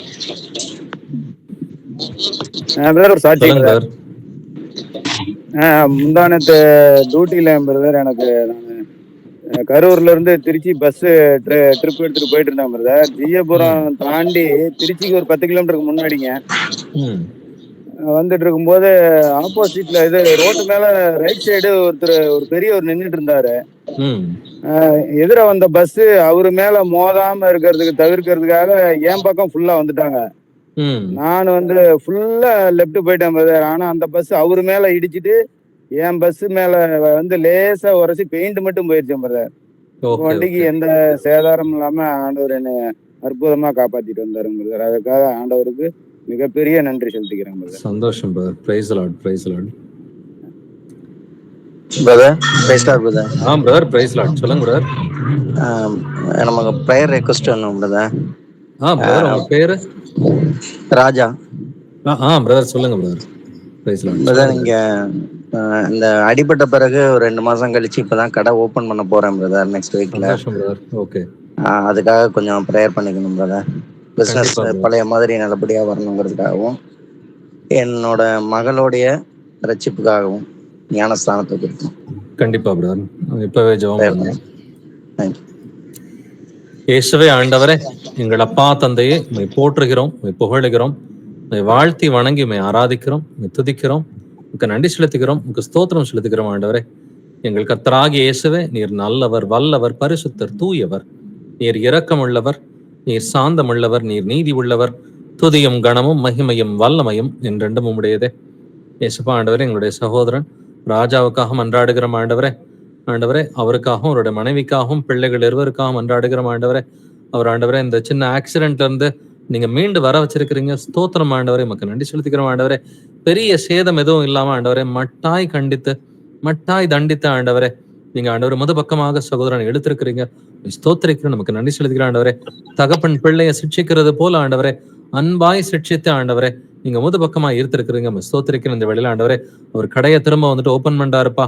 நீங்க வழி நடத்துங்கப்பா, நீங்க பலப்படுத்துங்கப்பா ஆண்டவரே. இந்த உலகத்தின் காரியங்கள் எல்லாம், அந்த ஆசீர்வாதங்கள் எல்லாம் நாங்க கேட்காமலே கொடுப்பேன்னு சொல்லி சொன்ன நல்ல தேவனே, ஸ்தோத்திரிக்கிற ஆண்டவரே. முதலாவது தேவனுடைய ராஜ்யத்தையும் அவருடைய நீதியும் தேடுங்கள், அப்பொழுது இவைகள் எல்லாம் உங்களுக்கு கூட கொடுக்கப்படும் சொல்லியிருக்கிறீங்கப்பா. நாங்க ஆண்டவரே, நம்முடைய ராஜ்யத்தையும் உடைய நீதியும் நாங்கள் தேடும் பொழுது இந்த உலக ஆசீர்வாதங்கள் தானாக ஆட்டோமேட்டிக்கா கிடைக்கும்னு சொல்லியிருக்கிறீங்களப்பா. ஸ்தோத்திரம் ஆண்டவரே. உண்மையில் விசுவாசத்தோடு ஆண்டவரே, நாங்கள் சகோதரனை நாங்கள் ஆசீர்வதிக்கிறோம் ஆண்டவரே. ஆண்டவரே, இப்பொழுது சகோதரன் உங்களை அதிகமா தேடுறாருப்பா.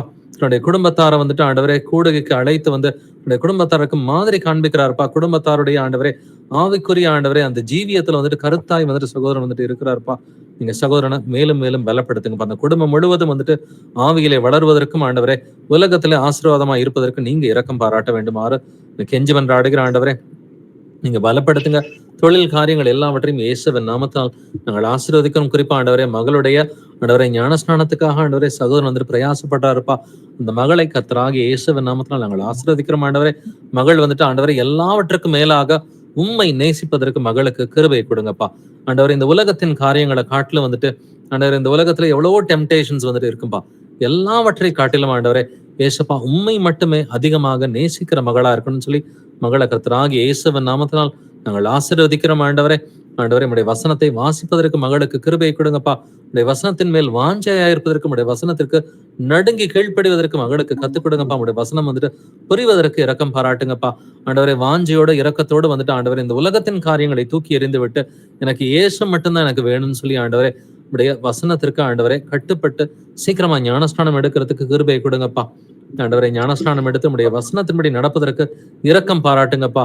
அதிக பரிசுத்தத்தோடு வாழ்வதற்கு ஆண்டவர் இந்த உலகத்தின் அசுத்தங்களை விட்டு ஒழித்து விட்டு பரிசுத்தமாய் வாழ்வதற்கு நீர் மகளுக்கு இரக்கம் பாராட்ட வேண்டுமாறு கெஞ்சி மன்றாடுகிற ஆண்டவரே. மகள் மட்டுமில்லப்பா, மகனும் இவ்வாறாக ஆண்டவரை வசனத்தை வாசிப்பதற்கும் நல்ல ஆண்டவரை கர்த்தருடைய வசனத்துல பழக்கப்படுவதற்கும் நீங்க யாருன்றதை அந்த மகனுக்கு வந்துட்டு தெரியப்படுத்துங்கப்பா. நீர் சர்வ வல்லமையுள்ள தேவனா இருக்கிறீர் என்பதை மகனுக்கு வந்துட்டு தெரியப்படுத்துங்கப்பா. மகன் ஆண்டவரே உங்களை ஏத்துக்கிட்டு ஆண்டவரே அந்த பையனும் வசனத்தை வாசித்த ஆண்டவரே வசனத்தின்படியான ஒரு வாழ்க்கை வாழ்றதுக்கு நீங்க கிருபை கொடுங்கப்பா.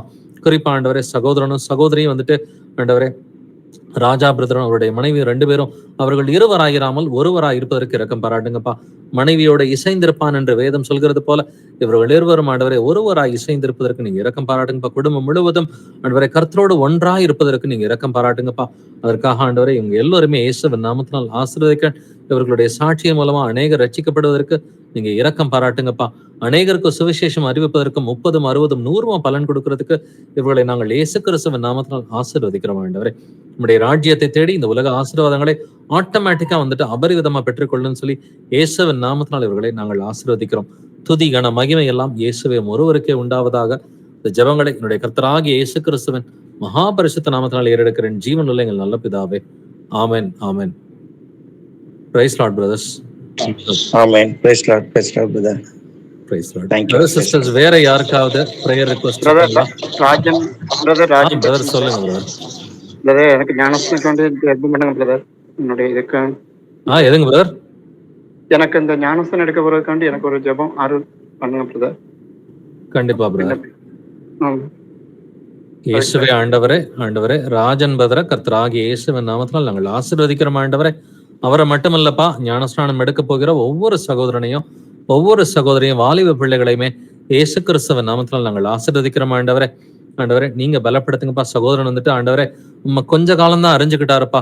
கடந்த ஒரு சில மாதங்களாக உங்களை அறிந்து கொண்டாலும் உடைய வசனத்தை வாசித்து ஆண்டவரே ஞானஸ்நானம் பெற்று உடைய பிள்ளை ஆகணும்னு சொல்லி ஆண்டவரே பல மாதங்களா இருதயத்தில் நீங்க வாஞ்சியை வச்சிருக்கிறீங்கப்பா. அதற்கேற்ற அந்த தருணத்தையும் கொடுத்திருக்கிறீங்க. ஸ்தோத்திரம் ஆண்டவரே. நல்ல பாவ அறிக்கை செய்து விட்டு ஆண்டவரே எல்லா பாவங்களையும் ஆண்டவரை கர்த்தர்ட்ட வந்துட்டு அறிக்கை செய்து விட்டு ஞானஸ்நானம் எடுப்பதற்கு இரக்கம் பாராட்டுங்கப்பா. இயேசு கிறிஸ்துவின் நாமம் தரிக்கப்படும் பொழுது பாவங்கள் மன்னிக்கப்பட்டு பரிசுத்தாவின் கிருபை வரங்களால நிரப்பப்படுவதற்கு நீங்க இரக்கம் பாராட்டுங்கப்பா. தன்னுடைய மனைவிக்கும் தன்னுடைய பிள்ளைகளுக்கும் தன்னுடைய கூட வேலை செய்கிறவர்களுக்கும் ஆண்டவரை தன்னுடைய சொந்தக்காரங்க நண்பர்களுக்கு சாட்சியான ஒரு வாழ்க்கையை வாழ்றதுக்கு இரக்கம் பாராட்டுங்கப்பா. தன்னுடைய மனைவியையும் பிள்ளைகளையும் வந்துட்டு ஆவியின் கனியின் மூலமா ஆதாயப்படுத்துகிற ஒரு மகனா இருக்கணும்னு சொல்லி இயேசு கிறிஸ்துவின் நாமத்தினால சகோதரனை நாங்கள் ஆசீர்வதிக்கிறோம் ஆண்டவரே. உடைய வருகை மட்டும் ஆண்டவரே என்னுடைய குடும்பத்தாருக்கு வந்துட்டு சாட்சியான வாழ்க்கையை வாழ்ந்து என்னுடைய குடும்பத்தாரையும் ஆண்டவரை பக்கமா வந்துட்டு இருக்கிறதுக்கு நீங்க இரக்கம் பாராட்டுங்கப்பா. சகோதரனை போலவே ஆண்டவரே அநேகர் ஞானஸ்நானம் எடுக்கிறாங்கப்பா. ஒவ்வொருவரையும் நாங்கள் பேராய் நாங்கள் ஆசீர்வதிக்கிறோம் ஆண்டவரே. அவர்கள் எல்லோரும் ஆண்டவரை பரிசுத்தமான விதத்துல வந்துட்டு அவர்கள் ஞானஸ்நானம் பெற்று உடைய ஆண்டவரை வருகை மட்டும் இவர்கள் வந்துட்டு விசுவாசத்திலே வேரூன்றி பரிசுத்தத்தில் நிலைத்திருக்கணும்னு சொல்லி ஞானஸ்நானம் எடுக்க போகிற ஒவ்வொருவருமே கர்த்தராகிய இயேசுவின் நாமத்தினால் நாங்கள் ஆசீர்வதிக்கிறோம். துதி கன மகிமை எல்லாம் இயேசுவே ஒருவருக்கே உண்டாவதாக. இந்த ஜெபங்களினுடைய கர்த்தராகிய இயேசு கிறிஸ்துவின் மகாபரிசுத்த நாமத்தினால் ஏறெடுக்கிறேன் ஜீவனுள்ள எங்கள் நல்ல பிதாவே. ஆமென், ஆமென், ஆமென்.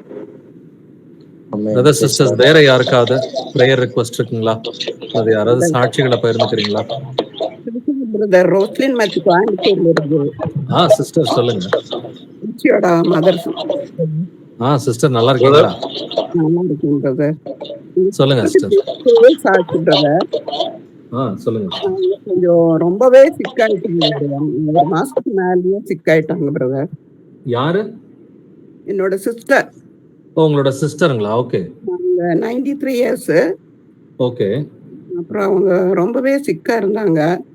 2 தடவ மயங்கி விழுந்துட்டாங்க. ஆனா கர்த்தர் கிருபையால ஒரு அடி கூட படல பிரதர். எலும்பும் உடையல. ஆனா நான் பயந்துட்டேன். அந்த விழுந்த அன்னைக்கே ஏதோ ஆயிடும்னு நினைச்சு ரொம்ப பயந்துட்டேன் பிரதர். கர்த்தர் கிருபையால எந்த அடியும் படல. ஆனா ஞாபகம் இல்லாம இப்ப இருக்காங்க. இப்ப கொஞ்சம் கொஞ்சமா இருக்காங்க. அவங்க என்ன சொல்றாங்க, என்ன செய்யறாங்கன்னு அவங்களுக்கே ஞாபகம் இல்ல. அப்புறம் நம்மளையும் கோவப்படுறாங்க. எது சொன்னாலும் கோவப்படுறாங்க. ஓகே. எனக்கு அவங்கள கவனிக்கக்கூடிய ஒரு பொறுமையும், சக்தியும் ஆண்டவர் தரணும். அதே போல அவங்களுக்கும் சீக்கிரமே ரெக்கவர் ஆகணும்னு கொஞ்சம். நீங்க சுவிசேஷம் அறிவிச்சா ஏத்துக்கிற மாதிரி உங்களுக்கு அந்த புரிதல் இருக்குதா? சொன்னா சில சமயம் அதெல்லாம் கேட்கறாங்க. நான் ஸ்டடி இது வைக்கும்போது அவங்கள பக்கத்துல தான் வச்சுட்டு போன் வச்சுட்டு தான் பண்றேன். அவங்க அதை கவனிக்கிறாங்க. அப்ப பைபிள் எடுத்துட்டு கேட்பாங்க. எந்த வசனம்னு கேட்கறாங்க.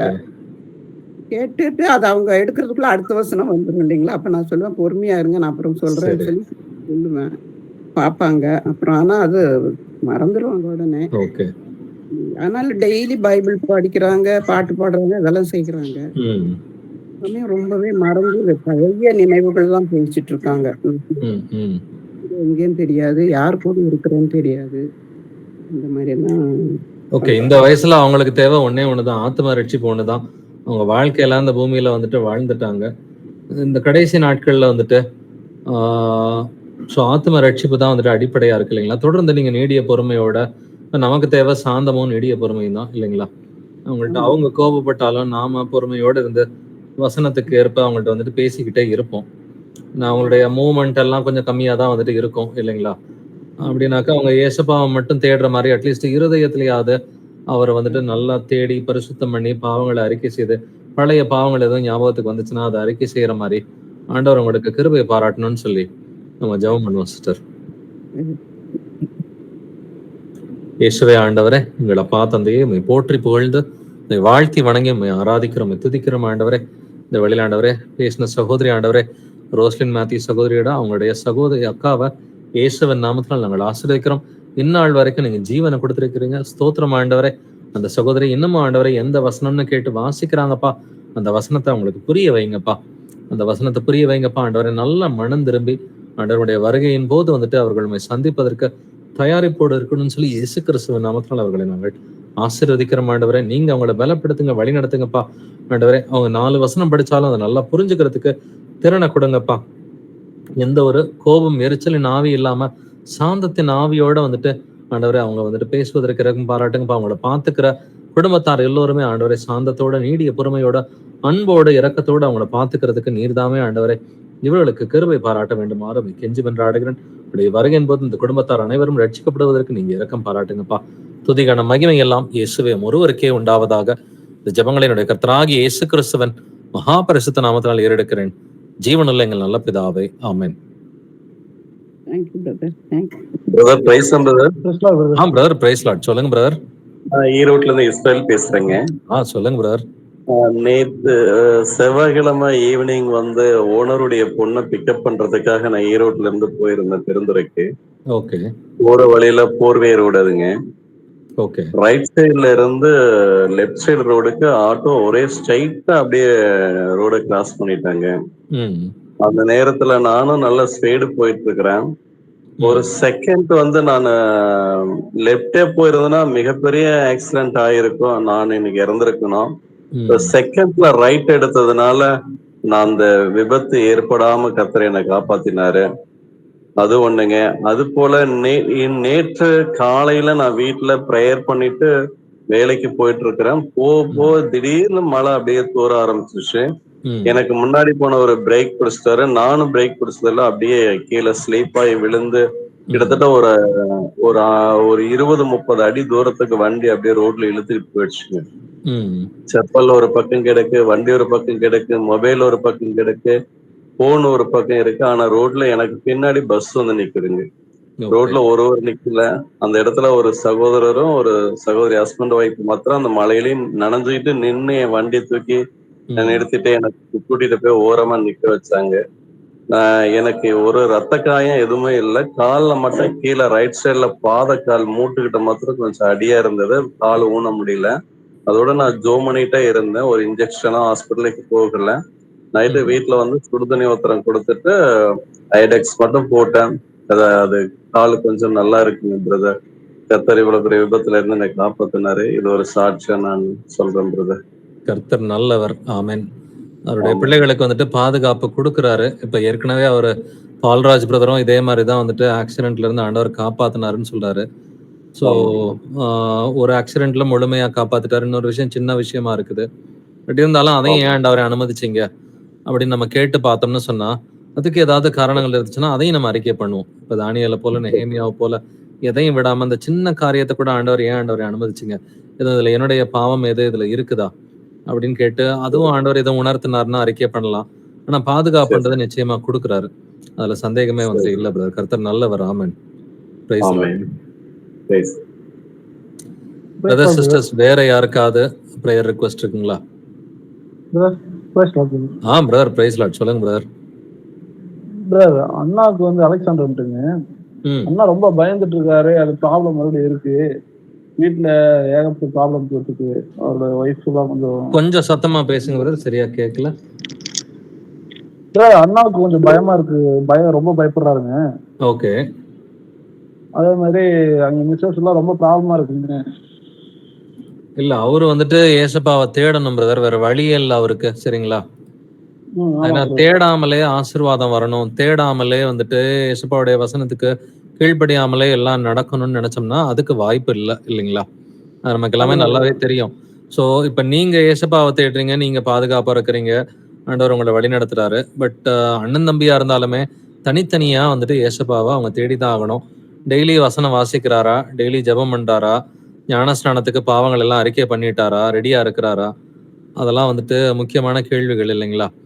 தன்னைத்தானே அவர் ஒப்பு கொடுத்தே ஆகணும், வேற வழியே கிடையாது. ஏன்னா குடும்பத்திலயுமே நிறைய பிரச்சனைகள் இருக்குதுன்றதை நம்ம கொஞ்சம் நல்லாவே பேசிக்கிட்டு தான் இருக்கிறோம் இல்லைங்களா? பிரச்சனைகளுக்காக நம்ம கர்த்தரை தேடுறது பிரயோஜனம் இல்லை இல்லைங்களா? இம்மைக்காக மாத்திரம் நம்ம கிறிஸ்துவின் மேல் நம்பிக்கை உள்ளவர்களா இருந்தால் எல்லா மனுஷரை பார்க்கலும் பரிதவிக்கப்படத்தக்கவர்களா இருப்போம்.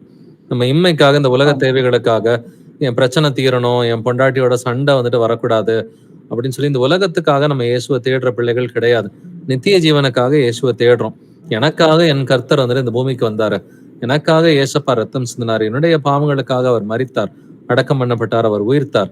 அவருடைய சிலுவை மரணத்தையும் அவருடைய உயிர்ப்பையும் வந்துட்டு நம்ம விசுவாசித்து அவருக்கு நான் பிள்ளை ஆகணும்னு சொல்லி இந்த இளைய குமாரனுக்குரிய மனம் திரும்புதல் இருந்துச்சுன்னா பிரச்சனை எல்லாம் ஆட்டோமேட்டிக்கா சரியாயிடும் இல்லைங்களா? சோ பிரச்சனைக்காக இயேசுவை அவர் தேடாம நித்திய ஜீவனுக்காக இயேசுவை தேடினாக்க எப்படி அந்த இளைய குமாரனை தூரத்துல கண்டு தகப்பன் மனதுருகி ஓடி முத்தம் செய்து அவனை வந்துட்டு வீட்டுல ஏத்துக்கிட்டாரோ, அதே போல நம்ம யாரா இருந்தாலும் நம்மளை மன்னிப்பாரு, பிரச்சனைகளை தீர்த்து வைப்பாரு. ஸோ அவர் வந்துட்டு தேடணும் பிரதர் இயேசுபாவை. பிரச்சனைக்காக இயேசுபாவை தேடாம நித்திய ஜீவனுக்காக இயேசுபாவை தேடணும். அப்படி தேடி அவருடைய வசனத்துக்கு வந்துட்டு ஒப்பு கொடுத்து பாவங்களை அறிக்கை பண்ணி இன்னைக்கு அந்த தானியல் 9 அவரை படிக்க சொல்லுங்க. இல்லைன்னா நீங்களே பக்கத்துல உட்காந்து சொல்லி கொடுங்க. தானியல் 9, எஸ்ரா 9, நெகேமியா 1 அதிகாரம் இதெல்லாம் பக்கத்துல உட்காந்து சொல்லி கொடுத்து பாவ அறிக்கை பண்ண சொல்லுங்க பிரதர். பாவ அறிக்கை பண்ணா ஆண்டவர் மன்னிச்சிருவாரு. இதெல்லாம் ஆட்டோமேட்டிக்கா சரியாகக்கூடிய பிரச்சனைகள் வந்துட்டு பாவ அறிக்கை செஞ்சு தன்னைத்தானே மாத்திக்கணும். ஆவியின் கனிக்கு ஏற்ற மாதிரி தன்னைத்தானே வந்துட்டு ஆண்டவருடைய கிருபையோட மாத்திக்கிட்டோம்னு சொன்னாக்க குடும்பத்துல இருக்கிற பிரச்சனைகள்லாம் வந்துட்டு ஓடி போயிடும். பட் அவரு வந்துட்டு மனம் மாறுறதுக்கு ரெடியா?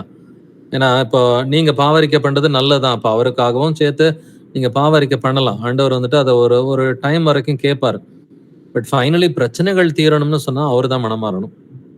ஸோ நம்முடைய ஜெபங்கள்லாம் ஒரு இன்டர்செஷன் ப்ரேயர் மாதிரி தான் இருக்கு இல்லைங்களா? ஸோ நம்ம வந்துட்டு அவங்களுக்காக இன்டர்சீட் பண்றோம். நம்ம இன்டர்செஷன் ஜெபம் திறப்பில்லை என்று நம்ம ஜெபிக்கிறோம். இது நல்லதுதான் வந்துட்டு. பட் அவரும் உங்களோட மூத்தவரா இருக்கிறாரு. அவருமே ஸ்டெப் எடுத்து வைக்கணும். அவர்கிட்ட அந்த காரியத்தை மட்டும் சொல்லுங்க. சரிங்களா? முடிஞ்சா ஒரு தடவை நேர்ல சந்திக்கலாம். நம்ம நீங்க கூடுகைக்கு வரும்பொழுது கூட கூட்டிட்டு வாங்க. நேர்ல சந்திச்சு கூட ஒரு முறை பேசலாம். அப்படிங்களா? ஓகே. இல்லைன்னா இடையில ஒரு நாள் கூடுகை இல்லாத நாட்கள்ல ஏதாவது ஒரு நாள் ஃப்ரீயா இருந்தா கூட நம்ம நேர்ல சந்திச்சு பேசலாம். பட் அவரு மனம் திரும்பாம சில காரியங்கள் சரி ஆகாது. ஏன்னா குடும்ப தலைவரா இருக்கிறாரு.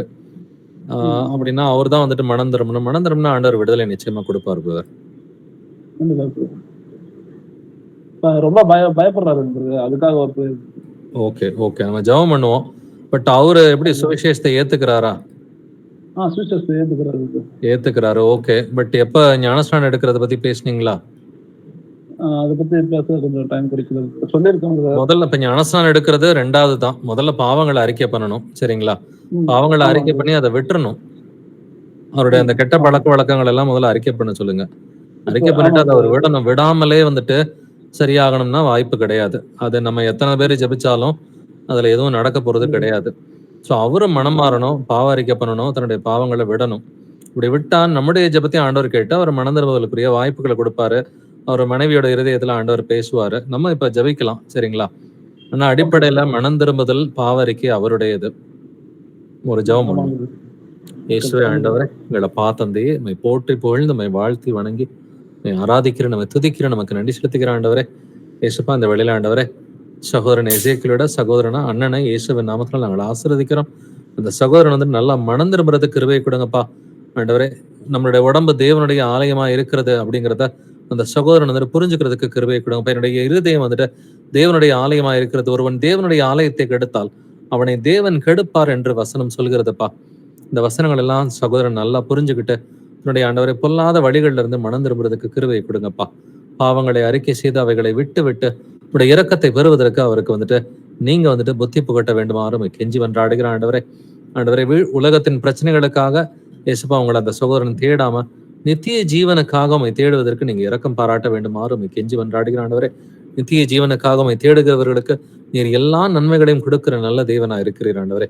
முதலாவது தேவனுடைய ராஜ்யத்தையும் என்னுடைய நீதியும் தேடும் பொழுது எங்களுடைய எல்லா பிரச்சனைகளையும் தீர்த்து வச்சு ஆசீர்வாதங்களை ஆட்டோமேட்டிக்கா கொடுக்கிற நல்ல தேவனா இருக்கிறீர். ஸ்தோத்திரிக்கிறேன், நமக்கு நன்றி செலுத்துகிற ஆண்டவரே. இந்த சகோதரனுக்குள்ள இருக்கிற அந்த பயத்தின் ஆவியை நீங்க எடுத்து போடுங்கப்பா.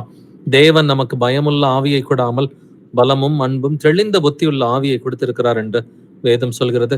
சகோதரனுக்குள்ள கிரியை செய்கிற அந்த பயத்தின் ஆவியை இயேசுவின் நாமத்தினால் உன்னை கடிந்து கொள்றேன். சகோதரன் உடலை விட்டு வெளியே போ, இனி திரும்பி வராத. சகோதரனுக்குள்ள கிரியை செய்கிற பயத்தின் ஆவியை இயேசு கிறிஸ்துவின் நாமத்தினால உன்னை கடிந்து கொள்கிறேன். வெளியே போ, இனி திரும்பி வராத. இயேசுவின் நாமத்தினால உனக்கு கட்டளை இடுகிறேன். இயேசுவின் நாமத்தினால சகோதரனை ஆசீர்வதிக்கிறேன்.